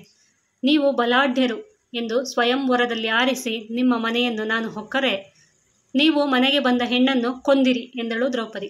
ಅಂತ ಜೂಜಲ್ಲಿ ಸೋತಾಗ ಅವರವರಾದಂತಹ ದುಶ್ಯಾಸನ ಏನಿದ್ದಾನೆ, ಅವನು ದ್ರೌಪದಿನ ಎಳ್ಕೊಬಂದು ಸೀರೆನೆಲ್ಲ ಎಳೆದು ಅವಳನ್ನ ಅವಮಾನ ಮಾಡ್ತಾನೆ ತುಂಬಿದ ಸಭೆಯಲ್ಲಿ. ಅದೇ ಥರ ಇಲ್ಲೂ ಕೂಡ ಕೀಚಕ ನನ್ನನ್ನು ರಾಜ್ಯಸಭೆಯಲ್ಲಿ ಒದ್ದ. ಅವತ್ತು ಇದ್ರಿ, ಎಲ್ಲರೂ ಗಂಡಂದ್ರ ಜೊತೆಲೇ ಇದ್ರಿ, ಆದರೆ ಏನೂ ಮಾಡಲಿಲ್ಲ. ಇವತ್ತು ಕೂಡ ಅದೇ ಥರ ಎಲ್ಲರೂ ನಿಂತ್ಕೊಂಡು ನೋಡ್ತಾ ಇದ್ರಿ ಹೊರತು ಯಾರೂ ಏನೂ ಮಾಡಲಿಲ್ಲ. ಇಂಥ ಅವಮಾನವನ್ನು ನೋಡಿಕೊಂಡು ಸುಮ್ಮನೆ ಇದ್ದೀರಾ. ಇದರಲ್ಲಿ ಯಾವ್ದು ಹೆಚ್ಚು ಯಾವ್ದು ಕಮ್ಮಿ, ಯಾವುದು ಹೆಚ್ಚಿಲ್ಲ ಯಾವುದು ಕಮ್ಮಿ ಇಲ್ಲ. ಎಲ್ಲರೂ ಕೂಡ ತುಂಬ ಬಲಾಢ್ಯರು ಅಂತ ಹೇಳ್ಕೊಂಡು ನಾನು ಸ್ವಯಂವರದಲ್ಲಿ ಮದುವೆ ಆದೆ, ನಿಮ್ಮನ್ನು ಆಯ್ಕೆ ಮಾಡಿಕೊಂಡು. ಆದರೆ ನೀವು ಮಾತ್ರ ನನ್ನನ್ನು ರಕ್ಷಣೆ ಮಾಡ್ತಾ ಇಲ್ಲ, ನನ್ನ ಇಲ್ಲೇ ಅವಮಾನದಲ್ಲೇ ಸಾಯಿಸ್ತಾ ಇದ್ದೀರಾ ಅಂತ ಹೇಳ್ತಾಳೆ. ಅದಕ್ಕೆ ಭೀಮ ಹೇಳ್ತಾನೆ, ಅಂದು ಜೂಜಿನಲ್ಲಿ ಸೋತು ದುಶ್ಯಾಸನ ಕರುಳನ್ನು ಬಗೆದು ತಿನ್ನದೇ ಇದ್ದರೆ ತೃಪ್ತಿ ಸಿಗದು ಎಂದು ಎದ್ದರೆ ಹುಸಿನಗು ನಕ್ಕು ಬೇಡವೆಂದು ತಡೆದನು. ಆ ವ್ಯಥೆಯನ್ನು ಕಳೆಯಲು ಇಂದು ಕೀಚಕ ನಾಯಿಯನ್ನು ಎರಗಿ ಆಕ್ರಮಿಸಿ ಬಡಿವೆನು ಎಂದು ಮರವನ್ನು ಕೀಳಲು ನೋಡಿದರೆ ಧರ್ಮಜನು ಬೇಡ ಎಂದ. ವಿಚಾರವನ್ನು ನೀನೇ ಕಂಡೆ, ನಿನಗೆ ಸಹಾಯ ಮಾಡದ ಅಪರಾಧ ನನಗೆ ಇದೆಯೇ ಹೇಳು ಎಂದ ಭೀಮ. ಅಂದರೆ ಭೀಮ ಹೇಳ್ತಾನೆ, ನನಗೇನು ನಿನಗೆ ಸಹಾಯ ಮಾಡಬಾರ್ದು ಅಂತ ಏನಿರಲಿಲ್ಲ, ನಾನು ನಿನಗೆ ಸಹಾಯ ಮಾಡಬೇಕು ಅಂತಲೇ ನಾನು ಯೋಚನೆ ಮಾಡ್ತಾ ಇದ್ದೆ. ಅವತ್ತು ಜೂಜಿನಲ್ಲಿ ಸೋತು ದುಶ್ಯಾಸನ ಏನು ನಿನ್ನನ್ನು ಹಿಂಸೆ ಮಾಡ್ತಾ ಇದ್ನಲ್ಲ, ಅಂಥ ಟೈಮಲ್ಲಿ ಅವನನ್ನು ಕರುಳನ್ನು ಕಿತ್ತು ಬಗೆಬೇಕು ಅಂತ ಹೇಳ್ಕೊಂಡು ನಾನು ಯೋಚನೆ ಮಾಡಿ ಎದ್ದೆ. ಆದರೆ ಅಣ್ಣ ನನ್ನನ್ನು ತಡೆದ. ಇವತ್ತು ಕೂಡ ಕೀಚಕ ನಿನ್ನನ್ನು ಹಿಂಸೆ ಮಾಡಬೇಕಾದ್ರೆ ನಾನು ಅವನನ್ನು ನಾಯಿ ಥರ ಎರಗಿ ಆಕ್ರಮಿಸಿ ಬಡಿಬೇಕು ಅಂತ ಹೇಳ್ಕೊಂಡು ಎದುರುಗಡೆ ಇದ್ದಂಥ ಮರವನ್ನು ನೋಡ್ತಾ ಇದ್ದೆ. ಆಗ ಕೂಡ ಧರ್ಮಜ ಬೇಡ ಅಂತಹ ತಡೆದ. ಹಾಗಾಗಿ ನಾನೇನು ನಿನಗೆ ಸಹಾಯ ಮಾಡಲಿಲ್ಲ ಅಂತ ನೀನು ಯೋಚನೆ ಮಾಡಬೇಡ, ಅದರಿಂದ ನನಗೆ ಯಾವುದೇ ರೀತಿ ಶಾಪ ಆಗಲಿ ಪಾಪ ಆಗಲಿ ಬರೋದಿಲ್ಲ ಅಂತ ಹೇಳ್ತಾನೆ. ಒಂದು ಹೆಣ್ಣಿನ ರಕ್ಷಣೆಗಾಗಿ ನಿನ್ನ ಅಣ್ಣನ ಆಜ್ಞೆಯನ್ನು ಮೀರಿ ಕುಂತಿಯ ಚಿನ್ನ ಮಗ ಭೀಮ ಬದುಕಿದ ಎಂದು ಕೇಡಿಗ ಜನರು ಹೇಳುವರು. ಅಣ್ಣನವರನ್ನು ತೆಗಳುವುದು, ದೂರುವುದು ನಾನು ಅನುಭವಿಸುತ್ತಿರುವ ಉಣ್ಣದ ಉರಿ. ಇವು ಪಾಪದ ಕೆಲಸದ ನೋವು. ರಾಜನ ಕಣ್ಣ ಸನ್ನೆಯ ಆಜ್ಞೆಯ ಕಟ್ಟಿನಲ್ಲಿ ನಾವು ಬಿದ್ದಿರುವೆವು, ಕಾಂತೆ ಕೇಳು ಎಂದ. ಅಂತಂದರೆ ಇಲ್ಲಿ ಅವನಿಗೂ ಒಂದಷ್ಟು ಬೇಜಾರಿದೆ ತನ್ನ ಮನಸ್ಸಿನಲ್ಲಿ, ನನ್ನ ಹೆಂಡತಿಗೆ ಇಷ್ಟೆಲ್ಲ ನೋವಾಗ್ತಿದೆ, ನನ್ನ ಕಣ್ಮುಂದೆ ನಾವು ಇಷ್ಟು ಬಲಾಢ್ಯರು ಇದ್ರೂ ಕೂಡ ಏನೂ ಮಾಡೋಕ್ಕಾಗ್ತಿಲ್ಲ ಅಂತ ಹೇಳ್ಕೊಂಡು ಬೇಜಾರಿದೆ. ಆದ್ರೂ ಕೂಡ ನಾನೇನು ಮಾಡೋಕ್ಕಾಗಲ್ಲ, ನಾನೀಗ ಅಸಹಾಯಕನಾಗಿ ನಿಂತಿದ್ದೀನಿ. ಯಾರು ಏನು ಬೇಕಾದರೂ ಹೇಳಿ, ಅವನೊಬ್ಬ ಕೈಲಾಗದೇ ಇರೋನು ಅಂತ ಹೇಳಿ ಅಂತ ಹೇಳಿ, ಅಣ್ಣನ ಬೇಕಾದ್ರೆ ಬೈಕೊಳ್ಳಿ, ಏನು ಬೇಕಾದರೂ ಮಾಡ್ಕೊಳ್ಳಿ, ಆದರೆ ನನ್ನ ಹೊಟ್ಟೆಲಿರೋಂಥವ್ರು ಯಾರಿಗೂ ಹೇಳ್ಕೊಳಕ್ಕಾಗಲ್ಲ ನಾನು ಅಂತ ಹೇಳ್ಕೊಂಡು ಅವನು ದ್ರೌಪದಿಗೆ ಹೇಳ್ತಾ ಇದ್ದಾನೆ. ಈಗ ನೀನು ಮಾಡಬೇಕಾದ ಕೆಲಸ ಅರ್ಜುನನ ಬಳಿಗೆ ನೀನು ಹೋಗುವುದು, ಧರ್ಮಜನ ಪಾದಕ್ಕೆ ಬಿದ್ದು ಅವನ ಮನಸ್ಸನ್ನು ತಿದ್ದಿ ಕೀಚಕನನ್ನು ಶಿಕ್ಷಿಸಲು ಹೇಳುವುದು. ಸಹದೇವ ನಕುಲರ ಕೈಯಲ್ಲಿ ಧರ್ಮಜ ಅರ್ಜುನರಿಗೆ ಕೀಚಕನನ್ನು ಕೊಲ್ಲಲು ಬುದ್ಧಿ ಹೇಳಿಸುವುದು. ಆಗಲೂ ನಿನ್ನನ್ನು ಅವರು ಕಾಪಾಡದಿದ್ದರೆ ಆ ದೋಷ ಅವರಿಗೆ ಬರುವುದು. ನೀನು ನನ್ನನ್ನು ಸುಮ್ಮನೆ ವ್ಯರ್ಥವಾಗಿ ಕಾಟ ಕೊಡಬೇಡ, ಅದರಿಂದ ಪ್ರಯೋಜನವಿಲ್ಲ ಎಂದ ಭೀಮ. ಮತ್ತು ಮುಂದುವರೆದು ಹೇಳ್ತಾನೆ, ಇಲ್ಲಿ ನನ್ನ ಕೈಲಿ ಏನೂ ಮಾಡೋಕ್ಕಾಗ್ತಾ ಇಲ್ಲ, ನಾನು ಏನೇ ಮಾಡಬೇಕು ಅಂತಂದ್ರೆ ಅಣ್ಣ ನನಗೆ ತಡೀತಾ ಇದ್ದಾನೆ. ಹಾಗಾಗಿ ನೀನೀಗ ಸೀದಾ ಹೋಗ್ಬಿಟ್ಟು ಅರ್ಜುನನ ಹತ್ರ ಹೋಗು, ಅರ್ಜುನನ ಹತ್ರ ಹೋಗಿ ನಿನ್ನ ಕಷ್ಟಗಳೇನಿದೆ ಅದನ್ನು ಹೇಳ್ಕೊ. ಇಲ್ಲ ಅಂತಂದರೆ ಅಣ್ಣನ ಹತ್ರ ಹೋಗು, ಧರ್ಮಜನ ಹತ್ರ ಹೋಗು, ಧರ್ಮರಾಯನ ಹತ್ರ ಹೋಗ್ಬಿಟ್ಟು ಅವನ ಪಾದಕ್ಕೆ ಬಿದ್ದುಬಿಟ್ಟು ನಿನ್ನ ಕಷ್ಟನ ಹೇಳ್ಕೊ, ಹತ್ಕೊ. ಕೀಚಕನನ್ನು ಕೊಲೆ ಮಾಡಬೇಕು ಅಥವಾ ಶಿಕ್ಷೆ ಕೊಡಬೇಕು ಅಂತ ಅವನನ್ನು ಕೇಳು, ಅಥವಾ ಅವನು ಆ ಥರ ಸರಿ ಆಯಿತು ನಾವು ಕೀಚಕನಿಗೆ ಶಿಕ್ಷೆ ಕೊಡ್ತೀವಿ ಅಂತ ಅವನ ಬಾಯಿಲಿಂದನೇ ಹೇಳಿಸು. ಅಥವಾ ನಕುಲ ಸಹದೇವ್ರ ಕೈಲಿ ಅಥವಾ ಅರ್ಜುನನ ಕೈಲಿ ಹೋಗ್ಬಿಟ್ಟು ಕೀಚಕನನ್ನು ಕೊಲ್ಲೋದಕ್ಕೆ ಅಣ್ಣಂಗೆ ಪರ್ಮಿಷನ್ ಕೊಡಿ ಅಂತ ಹೇಳಿ ಬುದ್ಧಿ ಹೇಳಿಸು. ಆಗಲೂ ನಿನ್ನನ್ನು ಅವರು ಕಾಪಾಡದೆ ಹೋದರೆ ಆ ದೋಷ ನನಗೆ ಬರೋದಿಲ್ಲ, ಅವರಿಗೆ ಬರುತ್ತೆ. ನನಗೂ ಅದಕ್ಕೂ ಸಂಬಂಧ ಇಲ್ಲ.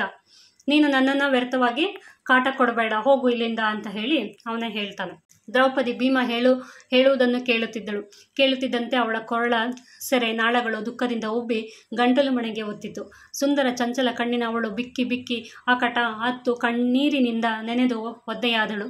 ಅವಳ ದೇಹಕ್ಕೆ ಶೂಲ ಚುಚ್ಚಿದಂತೆ ಎಳೆಯ ಬಾಳೆಗೆ ಬೆಂಕಿಯ ಶಾಖ ತಾಗಿದಂತೆ ಬಾಡಿ ಹೋದಳು. ಅವಳ ಹೊಟ್ಟೆಯಲ್ಲಿ ಉರಿ ನೆತ್ತಿಗೆ ಏರಿ ತಲುಪಲು ಅಬಲೆಯಾದ ದ್ರೌಪದಿ ನಿಟ್ಟಿಸಿರು ಬಿಡುತ್ತಾ ಹಲುಬಿದಳು, ಹೋಳಿಟ್ಟಳು. ಇಷ್ಟೊಂದು ಬಲಾಢ್ಯನಾದಂತಹ ಭೀಮನೇ ನನ್ನ ಕೈಲಿ ಆಗಲ್ಲ ಅಂತ ಕೈ ಚೆಲ್ಬಿಟ್ನಲ್ಲ, ಇನ್ಯಾರಿದ್ದಾರೆ ನನಗೆ, ಇನ್ಯಾರು ನನ್ನ ಕಷ್ಟಕ್ಕೆ ಆಗ್ತಾರೆ ಅಂತ ಹೇಳ್ಕೊಂಡು ಅವಳಿಗೆ ಆ ಅವಮಾನದ ಜೊತೆಗೆ ಇವನ ಮಾತುಗಳು ಕೂಡ ತುಂಬ ಬೇಜಾರಾಗುತ್ತೆ. ಜೋರಾಗಿ ಹತ್ತು ಬಿಡ್ತಾಳೆ, ಬಿಕ್ಕಿ ಬಿಕ್ಕಿ ಅಳ್ತಾಳೆ. ಬಿಕ್ಕಿ ಬಿಕ್ಕಿ ಹತ್ತಾಗ ಅವಳು ಹೇಗಿದ್ಲು ಅಂತಂದರೆ ಎಳೆಯ ಬಾಳೆಗೆ ಬೆಂಕಿಯ ಶಾಖ ತಾಗಿದಂತೆ ಬಾಡಿ ಹೋದಳು. ಅಷ್ಟು ಬಾಡಿ ಹೋಗ್ಬಿಟ್ಲು, ಅಷ್ಟು ಸೊರಗಿ ಹೋಗ್ಬಿಟ್ಲು ಅವಳು ಅಂತ ಹೇಳ್ತಾಳೆ. ಅದಕ್ಕೆ ಮತ್ತೆ ಮುಂದುವರೆದು ಅವಳೇ ಮಾತಾಡ್ತಾಳೆ. ಹಿಂದಿನ ಜನ್ಮದಲ್ಲಿ ನಾನು ಯಾವ ಹೆಂಗಸನ್ನು ಅಳುವ ಹಾಗೆ ಮಾಡಿದ್ದೆನು, ಇನ್ನಾವ ಧರ್ಮವನ್ನು ತಪ್ಪಿ ನಡೆದನು, ನಾನು ಯಾವ ಪಾಪದ ಫಲಕ್ಕಾಗಿ ಈ ಕಷ್ಟವನ್ನು ಅನುಭವಿಸಲು ಸಂಚಕಾರವನ್ನು ಹಿಡಿದೆನು. ಹಿಂದೆ ಯಾವ ಹೆಂಗಸು ಈ ರೀತಿ ಕಷ್ಟ ಅನುಭವಿಸಿ ನೆವೆದಿದ್ದಾಳೆ, ನನ್ನಂತೆ ಯಾವಳು ಅತ್ತಿದ್ದಾಳೆ, ದುಃಖವನ್ನು ಅನುಭವಿಸಿದ್ದಾಳೆ. ಮತ್ತೆ ಯಾವಳಾದರೂ ನನ್ನ ರೀತಿಯಲ್ಲಿ ಸಂಕಟ ಕಷ್ಟಗಳನ್ನು ಪಡೆದವಳು ಈ ಲೋಕದಲ್ಲಿ ಇದ್ದಾಳೆಯೇ, ಇಲ್ಲ ಎಂದು ಗೋಳಿಟ್ಟಳು. ಅಂತಂದರೆ ಅವಳಿಗೆ ಅಷ್ಟು ಬೇಜಾರಾಗಿ ಹೋಗಿದೆ. ನಾನು ಯಾವಿಗೆ ನಾವು ಹೇಳ್ತೀವಲ್ವ, ಏನಾದರೂ ತುಂಬ ಬೇಜಾರಾದಾಗ ಯಾವ ಜನ್ಮದಲ್ಲಿ ಏನು ಕರ್ಮ ಮಾಡಿದ್ವು, ಯಾರಿಗೇನು ಮೋಸ ಮಾಡಿದ್ವು ಅಂತ, ಅದೇ ಥರ ಅವಳು ಕೂಡ ಹೇಳ್ತಾ ಇದ್ದಾಳೆ. ಹಿಂದಿನ ಜನ್ಮದಲ್ಲಿ ನಾನು ಯಾವ ಹೆಂಗಸು ಅವಳ ಥರ ಮಾಡಿಬಿಟ್ಟಿದ್ನೋ ಏನೋ ಗೊತ್ತಿಲ್ಲ, ಯಾವ ಧರ್ಮನ ತಪ್ಪಿ ನಡೆದಿದ್ನೋ, ಯಾವ ಧರ್ಮಕ್ಕೆ ವಿರುದ್ಧವಾಗಿ ನಡೆದಿದ್ನೋ, ಯಾವ ಪಾಪದ ಫಲನೋ ಗೊತ್ತಿಲ್ಲ, ಕಷ್ಟ ಅನುಭವಿಸಲು ಸಂಚಕಾರವನ್ನು ಹಿಡಿದೆನು. ನಾನು ಕಷ್ಟನೇ ಅನುಭವಿಸ್ತೀನಿ ಅಂತ ಹೇಳ್ಕೊಂಡು ನಾನು ಪ್ರತಿಜ್ಞೆ ಮಾಡಿದ್ನೋ ಗೊತ್ತಿಲ್ಲ. ಹಿಂದೆ ಯಾವ ಹೆಂಗಸು ಕೂಡ ಈ ರೀತಿಯ ಕಷ್ಟ ಅನುಭವಿಸಿದಾಳೋ ಗೊತ್ತಿಲ್ಲ. ನನ್ನಂತೆ ಯಾರೂ ಅತ್ತಿಲ್ಲ, ಯಾರೂ ದುಃಖಪಟ್ಟಿಲ್ಲ, ಯಾರೂ ಕೂಡ ನನ್ನ ರೀತಿ ಸಂಕಟ ಪಟ್ಟಿರೋನ್ನ ನಾನೆಲ್ಲೂ ನೋಡಿಲ್ಲ. ನಾನೇ ಇಷ್ಟೆಲ್ಲ ಕಷ್ಟಪಡ್ತಾ ಇರೋದು, ನನ್ನನ್ನು ಬಿಟ್ಟರೆ ಇನ್ಯಾರೂ ಇಷ್ಟು ಕಷ್ಟಪಟ್ಟಿರೋಕ್ಕೆ ಚಾನ್ಸೇ ಇಲ್ಲ ಅಂತ ಹೇಳ್ಕೊಂಡು ಜೋರಾಗಿ ಅಳ್ತಾಳೆ. ದ್ರೌಪದಿ ಸಣ್ಣಗೆ ತನಗೆ ತಾನೇ ಹಲುಬುತ್ತಾಳೆ. ಮತ್ತು ಅವಳ ಬಗ್ಗೆ ಅವಳೇ ಹೇಳ್ಕೊತಾಳೆ. ಇನ್ನು ಮುಂದೆ ಹುಟ್ಟದೇ ಇರಲಿ ನನ್ನಂತೆ ಕಷ್ಟ ಅನುಭವಿಸುವ ಹೆಂಗಸರು, ನನ್ನಂತೆ ಭಂಗ ಪಡುವಂಥ ಹೆಣ್ಣುಗಳು ಈ ಭೂಮಿಯ ಮೇಲೆ ಇನ್ನು ಜನಿಸುವುದೇ ಬೇಡ. ಅವರಿಗೆ ಭೀಮ ಮತ್ತು ಅವನ ಸಹೋದರರಂತೆ ಇರುವ ಗಂಡರು ಸಿಗದೇ ಇರಲಿ. ನನ್ನಂತೆ ಹಾಗೂ ಪಾಂಡವರಂತೆ ದುಃಖ ಸಂಪನ್ನರಾದವರು, ಹೀಗೆ ಸತತ ದುಃಖ ಕಷ್ಟಗಳನ್ನು ಅನುಭವಿಸಿದವರು ಹಿಂದಿನ ಜನ್ಮದಲ್ಲಿ ಯಾರಿದ್ದಾರೆ ಎಂದು ದ್ರೌಪದಿ ಬಹಳವಾಗಿ ಹಲುಬಿದಳು. ಅವಳು ಹೇಳ್ತಾಳೆ, ಇನ್ನು ಮುಂದೆ ನಾನು ಇಷ್ಟೆಲ್ಲ ಕಷ್ಟ ಅನುಭವಿಸ್ದೆ, ನೋವು ಅನುಭವಿಸ್ದೆ, ಇದಕ್ಕೆಲ್ಲ ಕಾರಣ ಯಾರು ಅಂತ ಗೊತ್ತಿಲ್ಲ. ನಾನೇನು ತಪ್ಪು ಮಾಡಿದ್ದಕ್ಕೆ ಈ ಥರ ಎಲ್ಲ ಕಷ್ಟ ಅನುಭವಿಸಿದ್ನೋ, ಈ ಥರ ಅವಮಾನಗಳನ್ನ ಅನುಭವಿಸಿದ್ನೋ ಗೊತ್ತಿಲ್ಲ. ಇನ್ನು ಮುಂದೆ ಅಂತೂ ಯಾವ ಹೆಣ್ಮಕ್ಳು ಕೂಡ ಈ ಥರ ಹುಟ್ಟದೇ ಇರಲಿ, ಯಾರೂ ಕೂಡ ಈ ಥರ ಕಷ್ಟ ಅನುಭವಿಸ್ತಾ ಇರಲಿ, ಯಾರೂ ಈ ಥರ ಭಂಗ ಪಡದೇ ಇರಲಿ. ಇಂಥ ಕಷ್ಟ ಬರುತ್ತೇನೋ ಅಂತದಿದ್ದರೆ ಅಂಥ ಹೆಣ್ಮಕ್ಳು ಈ ಭೂಮಿ ಮೇಲೆ ಹುಟ್ಟೋದು ಬೇಡ. ನಾನು ಕೂಡ ಇನ್ನು ಮುಂದೆ ಈ ಭೂಮಿ ಮೇಲೆ ಹುಟ್ಟೋದು ಬೇಡ. ಒಂದು ವೇಳೆ ಹುಟ್ಟಿದ್ರೂ ಕೂಡ ಅವ್ರಿಗೆ ಈ ಭೀಮ ಮತ್ತು ಭೀಮನ ಸಹೋದರರೇನಿರ್ತಾರೆ ಈ ಪಾಂಡವರು ಅನ್ನೋರು, ಅಂತಹ ಗಂಡರಂತೂ ಸಿಗದೇ ಇರಲಿ. ಇಷ್ಟೊಂದು ಶಕ್ತಿಶಾಲಿಗಳು, ಇಷ್ಟೊಂದು ಬಲಾಢ್ಯರಾಗಿದ್ದರೂ ಕೂಡ ತನ್ನ ಹೆಂಡತಿಗೆ ಎಷ್ಟೆಲ್ಲ ಅವಮಾನಗಳನ್ನ ಆಗ್ತಿದ್ರು ಕೂಡ ಕೈ ಕಟ್ಟಿ ನೋಡ್ಕೊಂಡು ಕೂತ್ಕೋತಾರೆ. ಇಂಥ ಗಂಡಸರು ಯಾರಿಗೂ ಕೂಡ ಸಿಗೋದು ಬೇಡ. ಇನ್ನು ಜನ್ಮದಲ್ಲಿ ಯಾರೂ ಕೂಡ ಇಷ್ಟೆಲ್ಲ ಕಷ್ಟ ಅನುಭವಿಸೋಕ್ಕೆ ಸಾಧ್ಯನೇ ಇಲ್ಲ ಅಂತ ಹೇಳಿ ಅಳ್ತಾಳೆ. ಯಾವ ವಿಷವನ್ನು ಕುಡಿಯಲಿ, ಯಾವ ಬೆಟ್ಟವನ್ನು ಹತ್ತಿ ಬೇಗೆ ಮುಂದುವರೆದವಳೆ ಹೇಳ್ತಾಳೆ, ಯಾವ ವಿಷವನ್ನು ಕುಡಿಯಲಿ, ಯಾವ ಬೆಟ್ಟವನ್ನು ಹತ್ತಿ ಬೀಳಲಿ, ಯಾವ ನೀರಿನ ಹೊಂಡಕ್ಕೆ ಹಾರಲಿ, ಹಲ್ಲು ಹಾಸಿ ರಾಶಿಯಲ್ಲಿ ಯಾವ ಆಯುಧ ಕತ್ತಿಯೋ ಶೂಲವೋ ಯಾವುದನ್ನು ಹಾಯಲಿ, ಅಥವಾ ಯಾವ ಬೆಂಕಿಯೊಳಗೆ ಹೋಗಲಿ, ನನಗೆ ಸಾವು ತಾನಾಗೇ ಬರಬಾರದೆ ಎನ್ನುತ್ತಾ ಸಂಕಟದಿಂದ ಮರುಗಿದಳು ದ್ರೌಪದಿ.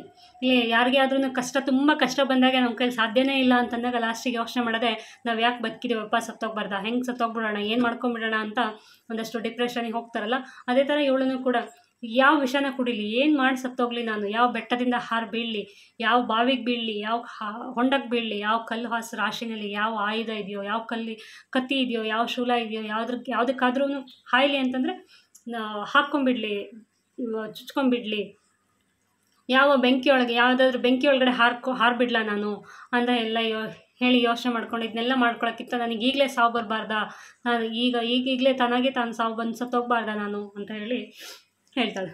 ಅಂದು ಜೂಜಿನಲ್ಲಿ ಧರ್ಮಜ ಸೋತಾಗ ಸಭೆಯ ಎದುರಿನಲ್ಲಿ ನನ್ನನ್ನು ಪಾಪಿ ಕೌರವನು ಅಂದು ಮುಂದಲೇ ಹಿಡಿದು ಎಳೆದನು. ಬಳಿಕ ಅರಣ್ಯವಾಸದಲ್ಲಿ ಸೈಂಧವನು ಬಂದು ನನ್ನನ್ನು ಎಳೆದುಕೊಂಡು ಹೋದ. ಇಂದು ಕೀಚಕ ನಾಯಿಯ ಕಾಲಲ್ಲಿ ಒದೆಸಿಕೊಂಡು ನೋವು ತಿಂದೆ. ನಾನು ಅನುಭವಿಸಿದ ಈ 3 ಬಾರಿಯಲ್ಲಿ ಬಂದ ಅವಮಾನ ಸಾಕು. ಆ ಕೀಚಕ ಕಾದಿದ್ದಾನೆ, ಆದರೆ ಇನ್ನೂ ಅನುಭವಿಸಲಾರೆ ಎನ್ನುತ್ತಾ ಶಕ್ತಿಗೊಂದಿದಳು ದ್ರೌಪದಿ.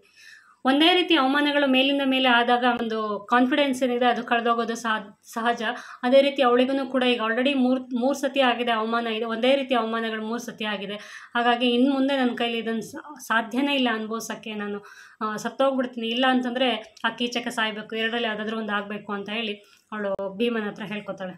ದ್ರೌಪದಿ ಹೇಳುವಳು, ಹುಟ್ಟಿ ವೇಪಂಚಾಲ ರಾಜನ ಮನೆಯಲ್ಲಿ ಗಂಡರು ಅದು ಯಾರು ಎಂದರೆ ಸಾಮಾನ್ಯ ಮನುಷ್ಯರು ಲೆಕ್ಕವೇ ಇಲ್ಲ, ದೇವತೆಗಳಿಗಿಂತ ಹೆಚ್ಚಿನವರು. ಆದರೆ ನನಗೆ ಬಂದ ಕಷ್ಟದ ಗತಿಯೋ ಆ ವಿರಾಟ ರಾಜನ ಹೆಂಡಿರುಗಳ ತಲೆಬಾಚಿ ಮುಡಿಯ ಕಟ್ಟುವ ಕೆಲಸ, ಅವರ ಮೈಗೆ ಪರಿಮಳದ ಎಣ್ಣೆ ಹಚ್ಚುವ ಮತ್ತು ಕಾಲನೊತ್ತುವ ಕೆಲಸದಲ್ಲಿ ಸಂಭ್ರಮ ಪಡುವ ಉದ್ಯೋಗ.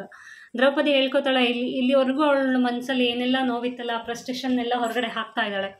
ನಾನು ಒಬ್ಬ ರಾಜನ ಮನೆಯಲ್ಲಿ ಹುಟ್ಟಿದೆ, ರಾಜನ ಮಗಳಾಗಿ ಹುಟ್ಟಿದೆ. ಆಮೇಲೆ ಗಂಡಂದರೂ ಕೂಡ ಸಾಮಾನ್ಯ ಮನುಷ್ಯರಲ್ಲ, ಅವರು ದೇವತೆಗಳಿಗೆ ಸಮಾನಾದಂಥವ್ರು, ದೇವತೆಗಳಿಗಿಂತ ಹೆಚ್ಚಿನವರು, ಸಾಮಾನ್ಯ ಮನುಷ್ಯರಲ್ಲ ಅವರು, ದೇವತೆಗಳಿಗಿಂತ ಹೆಚ್ಚಿನವರು. ಆದರೆ ನನ್ನ ಕಷ್ಟ ನೋಡಿ, ನನ್ನ ಕತೆಗಳು ನೋಡಿ, ಇಲ್ಲಿ ನಾನು ಯಾರೋ ರಾಜನ ಹೆಂಡತಿಯವರಿಗೆ ತಲೆ ಬಾಚ್ಕೊಂಡು, ಅವ್ರಿಗೆ ಸೆಂಟ್ ಹಾಕ್ಕೊಂಡು, ಅವ್ರಿಗೆ ಪರಿಮಳದ ಎಣ್ಣೆ ಹಚ್ಕೊಂಡು, ಕಾಲು ಹೊತ್ಕೊಂಡು ಕೆಲಸ ಮಾಡ್ಕೊಂಡು ಖುಷಿ ಪಟ್ಕೊಂಡಿರಬೇಕು. ಇದೆಂಥ ಜೀವನನಪ್ಪ, ಇನ್ನು ಯಾಕಾದರೂ ನಾನು ಬದುಕಿದ್ದೀನೋ ಅನ್ನುವಂಥ ಒಂದು ಬೇಜಾರಲ್ಲಿ. ಪಾಂಡವರನ್ನು ಬಿಟ್ಟರೆ ಶತ್ರುಗಳಿಗೆ ತಂಪಾಗಿ ಬದುಕುವ ಮುಗ್ಧರು ಇನ್ನಾರು ಇದ್ದಾರೆ. ಈ ಲೋಕದಲ್ಲಿ ಅವಮಾನ ಮಾಡಿದ್ದನ್ನು ಹೆಗಲ ಮೇಲೆ ಹೊತ್ತು ಅದಕ್ಕೆ ಆಶ್ರಯ ಕೊಡುವ ವಿರೋಧಿಗಳು ಇದ್ದಾರೆಯೇ? ಪರಾಕ್ರಮದ ಬಿರುದನ್ನು ಬಿಸುಟು ಬಡಹೋರಿಗಳಂತಿರುವ ಮತ್ತು ಪಾಂಡವರಂತೆ ಮೂಗುದಾರ ಹಾಕಿಸಿಕೊಂಡ ಶೂರರು ಮತ್ತಿನ್ನು ಯಾರಿದ್ದಾರೆ ಎನ್ನುತ್ತಾ ಶೋಕಿಸಿ ಸಂಕಟಪಟ್ಟಳು ದ್ರೌಪದಿ. ಇದೆಲ್ಲ ಪಾಂಡವರ ಬಗ್ಗೆ ಇರುವಂತಹ ಬೇಜಾರು. ಒಟ್ಟಿನಲ್ಲಿ ಅವಳಿಗೆ ಮನಸ್ಸಲ್ಲಿ ಇಲ್ಲಿವರೆಗೂ ಏನೆಲ್ಲ ಫ್ರಸ್ಟ್ರೇಷನ್ನ ಅವಳ ಮನಸ್ಸಲ್ಲಿ ಇಟ್ಕೊಂಡು ಸಹಿಸ್ಕೋತಾ ಬಂದ್ಲು, ಅದನ್ನೆಲ್ಲ ಇವಾಗ ಹೊರಗಡೆ ಹಾಕ್ತಾ ಇದ್ದಾಳೆ. ಪಾಂಡವರಿಗೆ ಬಿಟ್ಟರೆ ಶತ್ರುಗಳಿಗೆ ತಂಪಾಗಿ ಬದುಕು ಅಂದರೆ, ಶತ್ರುಗಳು ಏನೇ ಮಾಡಿದ್ರು ಅದನ್ನೆಲ್ಲ ನೋಡಿಕೊಂಡು ಸುಮ್ಮನೆ ಇರೋಂಥ ಮನಸ್ಥಿತಿ ಬೇರೆ ಯಾರಿಗೂ ಇರೋಕ್ಕೆ ಸಾಧ್ಯ ಇಲ್ಲ, ಅದು ಪಾಂಡವರಿಗೆ ಮಾತ್ರ ಸಾಧ್ಯ. ಶತ್ರುಗಳಿಗೆ ಆಶ್ರಯ ಕೊಟ್ಬಿಟ್ಟು ಅವ್ರು ಚೆನ್ನಾಗಿರಲಿ ಅಂತ ಹೇಳ್ಕೊಂಡು ಬಯಸ್ಕೊಂಡು ತಾವು ಕಷ್ಟಪಡುವಂತಹ ಸಾಮರ್ಥ್ಯ ಕೂಡ ಬೇರೆ ಯಾರಿಗೂ ಬರೋದಕ್ಕೆ ಸಾಧ್ಯನೇ ಇಲ್ಲ, ಅದು ಪಾಂಡವರಿಗೆ ಸಾಧ್ಯ ಅಂತ ಹೇಳಿ ಬೇಜಾರು ಮಾಡಿಕೊಂಡು ಸಂಕಟ ಪಡ್ತಾಳೆ. ಕೋಪಗೊಂಡರೆ ಯಮನನ್ನು ಸೋಲಿಸುವ ಶೌರ್ಯವುಳ್ಳವರು ನೀವು, ಆದರೆ ಪತ್ನಿಯಾದ ನನ್ನೊಬ್ಬಳನ್ನು ರಕ್ಷಿಸಿ ಆಳಲಾರಿರಿ. ಪಾಪಿಗಳಿರ, ಧರ್ಮನೀತಿಗೆ ತಪ್ಪುವ ಅಪಕೀರ್ತಿಗೆ ಅಳಕುವಿರಲ್ಲ. ಶೌರ್ಯದ ತೋಳುಗಳ ಭಾರವನ್ನು ಹೊರುವ ಕೆಲಸ ನಿಮಗೇಕೆ ಬೇಕು? ರಾಜವಂಶದಲ್ಲಿ ಹುಟ್ಟಿರುವುದೇತಕ್ಕೆ? ಕೂಳುಗೇಡಿಗೆ ಆಹಾರವನ್ನು ವ್ಯರ್ಥವಾಗಿ ನಾಶ ಮಾಡಲು ಹೊಟ್ಟೆ ಹೊರೆಯುವಿರಿ ಎಂದಳು ದ್ರೌಪದಿ. ಅಂತಂದರೆ ಭೀಮ ಅಂತಂದರೆ ಅವನು ಯಮನ್ಗೆ ಸಮಾನವಾದ, ಯಮನ್ ಕೂಡ ಅವನು ಸೋಲಿಸುವಂಥ ಶಕ್ತಿ ಇರುವಂಥವನು. ಆದ್ರೂ ಕೂಡ ತನ್ನ ಹೆಂಡತಿನ ರಕ್ಷಣೆ ಮಾಡೋಕ್ಕೆ ಸಾಧ್ಯ ಇಲ್ಲ. ನೀವು ಪಾಪಿಗಳು, ನೀವು ಧರ್ಮ ನೀತಿಗೆ ತಪ್ಪು ಅಪಕೀರ್ತಿಗೆ ಅಳಕುವಿರಲ್ಲ. ಅವನ್ನೇನಾದರೂ ನಾವು ಕೊಲೆ ಮಾಡಿಬಿಟ್ರೆ ನಾವು ಧರ್ಮ ನೀತಿಗೆ ತಪ್ಪಿಬಿಡ್ತೀವಿ ಅಂತ ಹೇಳ್ಕೊಂಡು ಅಪಕೀರ್ತಿ ಬರುತ್ತೆ ನಮ್ಮ ಮೇಲೆ ಅಂತ ಹೇಳ್ಕೊಂಡು ಅದಕ್ಕೋಸ್ಕರ ನೀವು ಹೆದರ್ತಾ ಇದ್ದೀರಾ. ಶೌರ್ಯರ ತೋಳುಗಳ ಭಾರವನ್ನು ಹೊರುವ ಕೆಲಸ ನಿಮಗೇಕೆ ಬೇಕು? ಇಷ್ಟೊಂದೆಲ್ಲ ಶೌರ್ಯ ಇದೆ, ಇಂಥ ಶೌರ್ಯ ಇಟ್ಕೊಂಡು ಏನು ಪ್ರಯೋಜನ? ಇಂಥ ಶೌರ್ಯಗಳನ್ನ ಯಾಕೆ ಇಟ್ಕೊಂಡು ತಿರುಗ್ತಾ ಇದ್ದೀರಾ? ರಾಜವಂಶದಲ್ಲಿ ಏನು ಕೊಟ್ಟಿದ್ದಾರೆ? ರಾಜವಂಶ ಅಂತಂದರೆ ರಾಜರಿಗೆ ಅವ್ರದ್ದೇ ಆದಂಥ ಒಂದು ನೀತಿ ರೀತಿ ಎಲ್ಲ ಇರುತ್ತೆ, ಅದನ್ನು ನೀವು ಫಾಲೋನೇ ಮಾಡ್ತಿಲ್ಲ, ಮತ್ತೇನು ರಾಜವಂಶದಲ್ಲಿ ಹುಟ್ಟಿದ್ದೀರಾ? ಕುಳುಗೇಡಿಗೆ ಆಹಾರವನ್ನು ವ್ಯರ್ಥವಾಗಿ ನಾಶ ಮಾಡಲು ಹೊಟ್ಟೆ ಹೊರೆಯುವಿರಿ. ಅಂದರೆ ಕೂಳುದಂಡಕ್ಕೆ ಮೈ ಬೆಳೆಸ್ಕೊಂಡಿದ್ದೀರಾ ನೀವು, ತಿಂತಾ ಇದ್ದೀರಾ, ಚೆನ್ನಾಗಿ ತಿಂದು ಮೈ ಬೆಳೆಸ್ಕೊತಾ ಇದ್ದೀರಾ ಹೊರತು ನೀವೇನು ಕೆಲಸ ಮಾಡೋಕ್ಕೆ ಸಾಧ್ಯ ಇಲ್ಲ ನಿಮ್ಮ ಕೈಲಿ ಅಂದರೆ ಅವ್ರ ಕೈಲಿ ಕೆಲಸ ಮಾಡೋಕ್ಕೆ ಸಾಧ್ಯ ಇಲ್ಲ ಅಂತಲ್ಲ, ಆದರೆ ಅವಳು ಬೇಜಾರಲ್ಲಿ ಆ ಥರ ಅಂತ ಇರೋದು. ನಿಮ್ಮ ಕೈಲಿ ಏನು ಮಾಡೋಕ್ಕಾಗಲ್ಲ, ನಿಮಗೆ ಹೆಂಡತಿನೇ ಕಾಪಾಡ್ಕೊಳ್ಳೋಕ್ಕಾಗಲ್ಲ, ನೀವೊಬ್ಬರು ಗಂಡಸ್ರೇ ಅಲ್ಲ ಅಂತ ಅವಳು ಅವಮಾನ ಮಾಡ್ತಾ ಇದ್ದಾಳೆ. ಭೀಮನೇ ಅಣ್ಣನ ಮಾತನ್ನು ಮೀರಲಾರೆನೆಂದು ನನ್ನನ್ನು ಇನ್ನು ಹೆಂಡತಿ ಅಲ್ಲವೆನ್ನು ತಿರಸ್ಕರಿಸಿ ನೀನು ನನಗೆ ಸಾಯಲು ಆಜ್ಞೆಯನ್ನು ಕೊಟ್ಟೆ. ನಿಮ್ಮಣ್ಣನ ಆಜ್ಞೆಗೆ ಭಂಗವಾಗದಂತೆ ಧರ್ಮದ ಅಂಗ ಸಂಪದವನ್ನು ಅರಿತು ಬದುಕಿ ನನ್ನನ್ನು ನೀನು ಇನ್ನೂ ಒಬ್ಬಳು ಪತ್ನಿಯೊಡನೆ ಸುಖದ ಕೇಳಿಯಲ್ಲಿದ್ದಾಗ ನೆನಪು ಮಾಡಿಕೊ. ನಾನು ಸಿಟ್ಟಿನಿಂದ ಮಿತಿಮೀರಿ ಮಾತನಾಡಿದರ ಉದ್ದಟತನವನ್ನು ಸಹಿಸಿಕೊ ಎಂದು ಭೀಮನ ಪಾದಗಳಿಗೆ ದ್ರೌಪದಿ ನಮಿಸಿದಳು. ಇಲ್ಲಿ ಇವರಿಬ್ಬರು ಮಾತಾಡಬೇಕಾದ್ರೆ ಒಂದ್ಸತಿ ಭೀಮ ಹೇಳಿರ್ತಾನೆ, ಇದನ್ನು ನೀನು ನನ್ನ ಹತ್ರ ಯಾಕೆ ಹೇಳ್ತಿದ್ಯಾ, ಉಳ್ದವ್ರ ಗಂಡಂದ್ರು ಇದ್ದಾರಲ್ಲ ಅವ್ರ ಹತ್ರ ಹೋಗಿ ಹೇಳ್ಕೊ, ನನ್ನ ನಿನ್ನ ಗಂಡನೇ ಅಲ್ಲ ಅಂತ ಅಂದ್ಕೊಂಬಿಡು, ನನಗೂ ನಿನಗೂ ಸಂಬಂಧನೇ ಇಲ್ಲ ಅಂತ ಅಂದ್ಕೊಂಬಿಡು ಅಂತ ಹೇಳಿರ್ತಾನೆ. ಅದನ್ನು ಅವಳು ಇಲ್ಲಿ ಹೇಳ್ತಾ ಇದ್ದಾಳೆ. ನೀನು ಅಣ್ಣನ ಮಾತೇ ನಿನಗೆ ಹೆಚ್ಚಾಗ್ಬಿಡ್ತು, ನಿನಗೆ ಹೆಂಡತಿ ಏನೂ ಅಲ್ಲ, ನಿನಗೆ ಅಣ್ಣನ ಮಾತಿಗೋಸ್ಕರ ನಿನ್ನ ಹೆಂಡತಿನ ಬೇಡ ಅಂತ ತಿರಸ್ಕರಿಸಿದ್ಯಾ, ಹಂಗಾದ್ರೆ ನೀನು ನನಗೆ ಸಾಯೋದಕ್ಕೆ ಆಜ್ಞೆ ಕೊಟ್ಟಂತಾಯಿತು, ನಾನು ಇನ್ನು ಸತ್ತೋಗ್ಬಿಡ್ತೀನಿ, ನಾನು ಇನ್ನೇನು ಬದುಕಿ ಏನೂ ಪ್ರಯೋಜನ ಇಲ್ಲ, ನಾನು ಏನೋ ಸಿಟ್ಟಲ್ಲಿ ನಾನು ಒಂದಷ್ಟು ಮಾತಾಡಿದ್ದೀನಿ, ಅದು ಮಾತಾಡಿದ್ದು ಮಿತಿ ಮೀರಿದೆ ಅಂತ ಅನಿಸಿದರೆ ಅಥವಾ ಉದ್ದಟತನ ಅಂತ ಅನಿಸಿದರೆ ನನ್ನನ್ನು ಸಹಿಸ್ಕೊ, ನಾನು ನಿನ್ನ ಮುಂದೆ ಬದುಕೋದಕ್ಕೆ ಇಷ್ಟಪಡೋದಿಲ್ಲ, ನಾನು ಸತ್ತೋಗ್ಬಿಡ್ತೀನಿ ಅಂತ ಹೇಳಿ ದ್ರೌಪದಿ ಭೀಮನ ಪಾದಗಳಿಗೆ ನಮಿಸಿದಳು. ದ್ರೌಪದಿಯು ಭೀಮ ನೀನು ನನಗೆ ಸಾಯಲು ಅಪ್ಪಣೆ ಕೊಟ್ಟೆ ಎಂದು ಅವನ ಪಾದಕ್ಕೆ ಬಿದ್ದು ಹೇಳಿದಾಗ ಭೀಮನ ಕಣ್ಣಿನಲ್ಲಿ ನೀರು ತುಂಬಿತು. ಅವಳು ಏನು ಹಂಗಂತ ಹೇಳ್ಕೊಂಡು ತನ್ನ ಅಸಹಾಯಕತೆಯನ್ನು ಆಳ್ತಾ ಇದ್ದಾಳಲ್ಲ, ಅದನ್ನೆಲ್ಲ ಕೇಳಬೇಕಾದ್ರೆ ಭೀಮಂಗೂ ಕೂಡ ತುಂಬ ಬೇಜಾರಾಗತ್ತೆ. ಅಯ್ಯೋ ನನ್ನ ಹೆಂಡತಿ ಅಲ್ವಾ, ಎಷ್ಟಾದ್ರೂ ನಾನು ಇಷ್ಟೆಲ್ಲ ಮಾತಾಡ್ಬಿಟ್ನಲ್ಲ, ಇಷ್ಟೆಲ್ಲ ಬೇಜಾರು ಮಾಡಿಸ್ಬಿಟ್ನಲ್ಲ, ನನ್ನೆಲ್ಲ ನೋಡಿಕೊಂಡು ನಾನು ಇಷ್ಟೆಲ್ಲ ಶಕ್ತಿ ನನ್ನ ಕೈಲಿ ಇದ್ರೂ ಕೂಡ ನಾನು ಏನೂ ಮಾಡೋಕ್ಕಾಗದೆ ಅಸಹಾಯಕನಾಗಿ ಕೂತ್ಕೊಂಡಿದ್ದೀನಲ್ಲ ಅಂತ ಅವನಿಗೂ ಕೂಡ ಬೇಜಾರಾಗತ್ತೆ. ಅವನ ಮನಸ್ಸು ಅಂತಃಕರಣ ಕಂಬನಿಯಿಂದ ಬಹಳ ನೆನೆದು ಹೋಯಿತು. ಮನಸ್ಸಿನಲ್ಲಿ ಸಿಟ್ಟಿನ ಅಧಿಕತೆ ಹೆಚ್ಚಿತು. ಅವನಿಗೆ ಸಿಟ್ಟು, ಕೋಪ, ಅಸಹಾಯಕತೆ ಎಲ್ಲದೂ ಒಟ್ಟೊಟ್ಟಿಗೆ ಬಂದಾಗ ಏನು ಮಾಡಬೇಕು ಅಂತ ಗೊತ್ತಾಗಲ್ಲ, ಅದೇ ಥರ ಅವನಿಗೂ ಆಗತ್ತೆ. ಹಾಗೆಯೇ ಶತ್ರುಗಳನ್ನು ಮನಸ್ಸಿನಲ್ಲಿ ಹಿಂಡಿ ನುಚ್ಚು ಮಾಡಿದನು. ಅವನ ಮನಸ್ಸಲ್ಲಿ ಅವನು ಏನೆಲ್ಲ ಲೆಕ್ಕಾಚಾರ ಹಾಕ್ತಿದ್ದ ಅಂದರೆ, ಈಗ ಅವನ ಎದುರುಗಡೆ ಎಲ್ಲರೂ ಕೀಚಕ ಸಿಕ್ಬಿಟ್ಟಿದ್ರೆ ಅಲ್ಲೇ ಹಿಡಿದು ಹಿಪ್ಪೆ ಮಾಡಿ ಹಾಕ್ಬಿಡ್ತಿದ್ದ, ಅಷ್ಟು ಕೋಪ ಬಂದಿದೆ ಅವನಿಗೆ. ದ್ರೌಪದಿಯ ಬಗೆಗೆ ಪ್ರೀತಿಯಿಂದ ದೇಹದಲ್ಲಿ ರೋಮಾಂಚನವಾಗಿ ಮೈ ಉಬ್ಬಿತ್ತು. ದ್ರೌಪದಿ ಎಷ್ಟಾದರೂ ಹೆಂಡತಿ, ಅವಳ ಬಗ್ಗೆ ಪ್ರೀತಿ ಇದ್ದೇ ಇದೆ, ಇಲ್ಲ ಅಂತ ಏನಿಲ್ಲ. ಅವನಿಗೆ ಅಸಹಾಯಕತೆ ಏನು ಮಾಡೋಕ್ಕಾಗ್ತಿಲ್ಲ. ಆ ಕಡೆ ಅಣ್ಣ, ಈ ಕಡೆ ಹೆಂಡತಿ, ಈ ಕಡೆ ಧರ್ಮ, ಈ ಕಡೆ ಅವರ ಗೌಪ್ಯತೆ ಕೂಡ ಕಾಪಾಡ್ಕೋಬೇಕು, ಎಲ್ಲೂ ಹೊರಗಡೆ ಬರಬಾರ್ದು, ಹೀಗೆಲ್ಲ ಸುತ್ತ ಇದ್ದಾಗ ಅವನು ಮಧ್ಯದಲ್ಲಿ ನಿಂತ್ಕೊಂಡಿದ್ದಾನೆ, ಏನೂ ಮಾಡೋಕ್ಕಾಗ್ತಿಲ್ಲ. ಹಾಗಾಗಿ ಇದನ್ನೆಲ್ಲ ನೆನೆಸ್ಕೊಂಡು ಅವನಿಗೆ ಒಂದ್ಸತಿ ಒಂದು ಕಡೆ ಬೇಜಾರನೂ ಆಗುತ್ತೆ, ಒಂದು ಕಡೆ ರೋಮಾಂಚನ ಕೂಡ ಆಗುತ್ತೆ. ಆಗ ಭೀಮನು ಅವಳನ್ನು ಎಬ್ಬಿಸಿ ಅಪ್ಪಿಕೊಂಡು ಸಮಾಧಾನಪಡಿಸಿದನು. ಮಾನಿನಿಯಾದ ದ್ರೌಪದಿಯ ಕಣ್ಣೀರನ್ನು ತನ್ನ ಹೊದೆದ ಬಟ್ಟೆಯ ಸೆರಗಿನಿಂದ ಒರೆಸಿದನು. ಅವನೇನು ಹೊಚ್ಕೊಂಡು ಮಲ್ಕೊಂಡಿದ್ನಲ್ಲ ತನ್ನ ಬಟ್ಟೆನ, ಅದನ್ನು ತೆಗೆದುಬಿಟ್ಟು ಅವಳ ಕಣ್ಣೀರನ್ನ ಒರೆಸ್ಬಿಟ್ಟು ಅವಳಿಗೆ ಸಮಾಧಾನ ಮಾಡ್ತಾನೆ. ದ್ರೌಪದಿಯ ಸಂಕಟ ಪಡುತ್ತಿರುವ ಕರುಳನ್ನು ಸವರಿ ನೇವರಿಸಿದನು. ಕಣ್ಣೀರು ಇಳಿದಾಗ ಗಲ್ಲವನ್ನು ಒರೆಸಿ ತಲೆಯನ್ನು ಸವರಿ ಎದೆಗೆ ಅವಚಿಕೊಂಡು ಮುದ್ದಾಡಿದನು. ಮಂಚದ ಬದಿಯಲ್ಲಿದ್ದ ಗಿಂಡಿಯ ನೀರಿನಿಂದ ಹತ್ತು ರಾಡಿಯಾಗಿದ್ದ ಅವಳ ಕಮಲದಂತಹ ಮುಖವನ್ನು ತೊಳೆದನು. ನನ್ನ ರಾಣಿ, ಸಿಟ್ಟನ್ನು ಬಿಡು, ವಿಸ್ತರಿಸಿ ಹೇಳುವುದು ಏಕೆ ಬೇಕು? ನನ್ನ ಅಣ್ಣನ ಆಜ್ಞೆಯ ಗೆರೆಯನ್ನು ದಾಟಿಯೇ ಬಿಟ್ಟು ಮನಃಶಾಂತಿಯಿಂದ ಹೋಗು ಎಂದನು ಭೀಮ. ಆಗ ಅಷ್ಟೆಲ್ಲ ಹತ್ತಿದ್ದು ಕರೆದಿದ್ದು ಅವಳು ಕೂಗು ಗೋಳಾಟ ಎಲ್ಲ ಕೇಳ್ಬಿಟ್ಟು ಅವನಿಗೂ ಬೇಜಾರಾಗಿದೆ. ಸರಿ ಆಯಿತು, ಇನ್ನು ಅಣ್ಣನ ಮಾತನ್ನು ನಾನು ಮೀರ್ತೀನಿ, ನೀನು ಹೇಳ್ದಂಗೆ ನಾನು ಮಾಡ್ತೀನಿ, ಕೀಚಕನ ವಧೆ ಮಾಡೋದು ಖಂಡಿತ ಅಂತ ಹೇಳಿ ಅವನು ಅವಳಿಗೆ ಮಾತು ಕೊಟ್ಬಿಟ್ಟು ಅವಳು ಹತ್ತು ಸುಸ್ತಾಗಿದ್ದರಿಂದ ಅವಳಿಗೆ ನೀರು ಕುಡಿಸಿ ಸಮಾಧಾನ ಮಾಡಿ ಅವಳನ್ನು ಹೋಗು ಅಂತ ಹೇಳ್ತಾನೆ. ಈಗ ಕೀಚಕನ ಹೊಟ್ಟೆಯನ್ನು ಬಗೆಯವನು, ಅವನ ಕಡೆಯವರು ಸ್ವಲ್ಪ ಮಿಸುಕಾಡಿ ವಿರೋಧಿಸಿದರೆ ವಿರಾಟ ವಂಶದ ಹೆಸರೇ ಇಲ್ಲದಂತೆ ತೊಡೆದು ಹಾಕುವನು. ನಮ್ಮನ್ನು ಕೌರವರು ಅರಿತರೆ ಕೌರವ ವಂಶವನ್ನು ಸಣ್ಣ ಸಿಗಿದು ಕತ್ತರಿಸುವೆನು. ಭೀಮನು ಅತಿ ಹಿಂಸೆ ಮಾಡಿದನು. ಅಯ್ಯೋ ದೇವರೇ, ದೇವತಾದಿಗಳಾಗಲಿ ಅವರ ಮುಖವದ್ದು ದೇವಗಿರಿ ಪರ್ವತದಲ್ಲಿ ತೆಗೆದು ತಿಕ್ಕಿ ಹಾಕುವೆನು ಎಂದನು. ಇನ್ನು ನಾನು ಯಾರಿಗೂ ಕೇರ್ ಮಾಡಲ್ಲ, ಅಣ್ಣಂಗೂ ಕೇರ್ ಮಾಡಲ್ಲ, ಕೌರವರಿಗೂ ಕೇರ್ ಮಾಡಲ್ಲ, ಯಾರಿಗೂ ಕೇರ್ ಮಾಡಲ್ಲ. ನಾಳೆ ನೋಡ್ತಾ ಇರು, ನಾನು ಅವನನ್ನು ಸಾಯಿಸ್ತೀನಿ. ಅವನನ್ನು ಸಾಯಿಸೋ ಅಷ್ಟೊತ್ತಿಗೆ ಅವನ ಅಣ್ಣ ತಮ್ಮಂದ್ರೇನು, ಕೀಚಕರೇನಿದ್ದಾರೆ ಅವ್ರು ಯಾರಾದರೂ ಅಡ್ಡ ಬಂದರು ಅಥವಾ ರಾಜ ಏನಾದರೂ ಅಡ್ಡ ಬಂದ ಅಂತಂದರೆ ಯಾರನ್ನೂ ಕೂಡ ನಾನು ಉಳಿಸೋದಿಲ್ಲ, ಎಲ್ಲರನ್ನೂ ಸಾಯಿಸ್ಬಿಡ್ತೀನಿ ಅಂತ ಹೇಳಿ ಅವಳಿಗೆ ಮಾತನ್ನ ಕೊಡ್ತಾನೆ.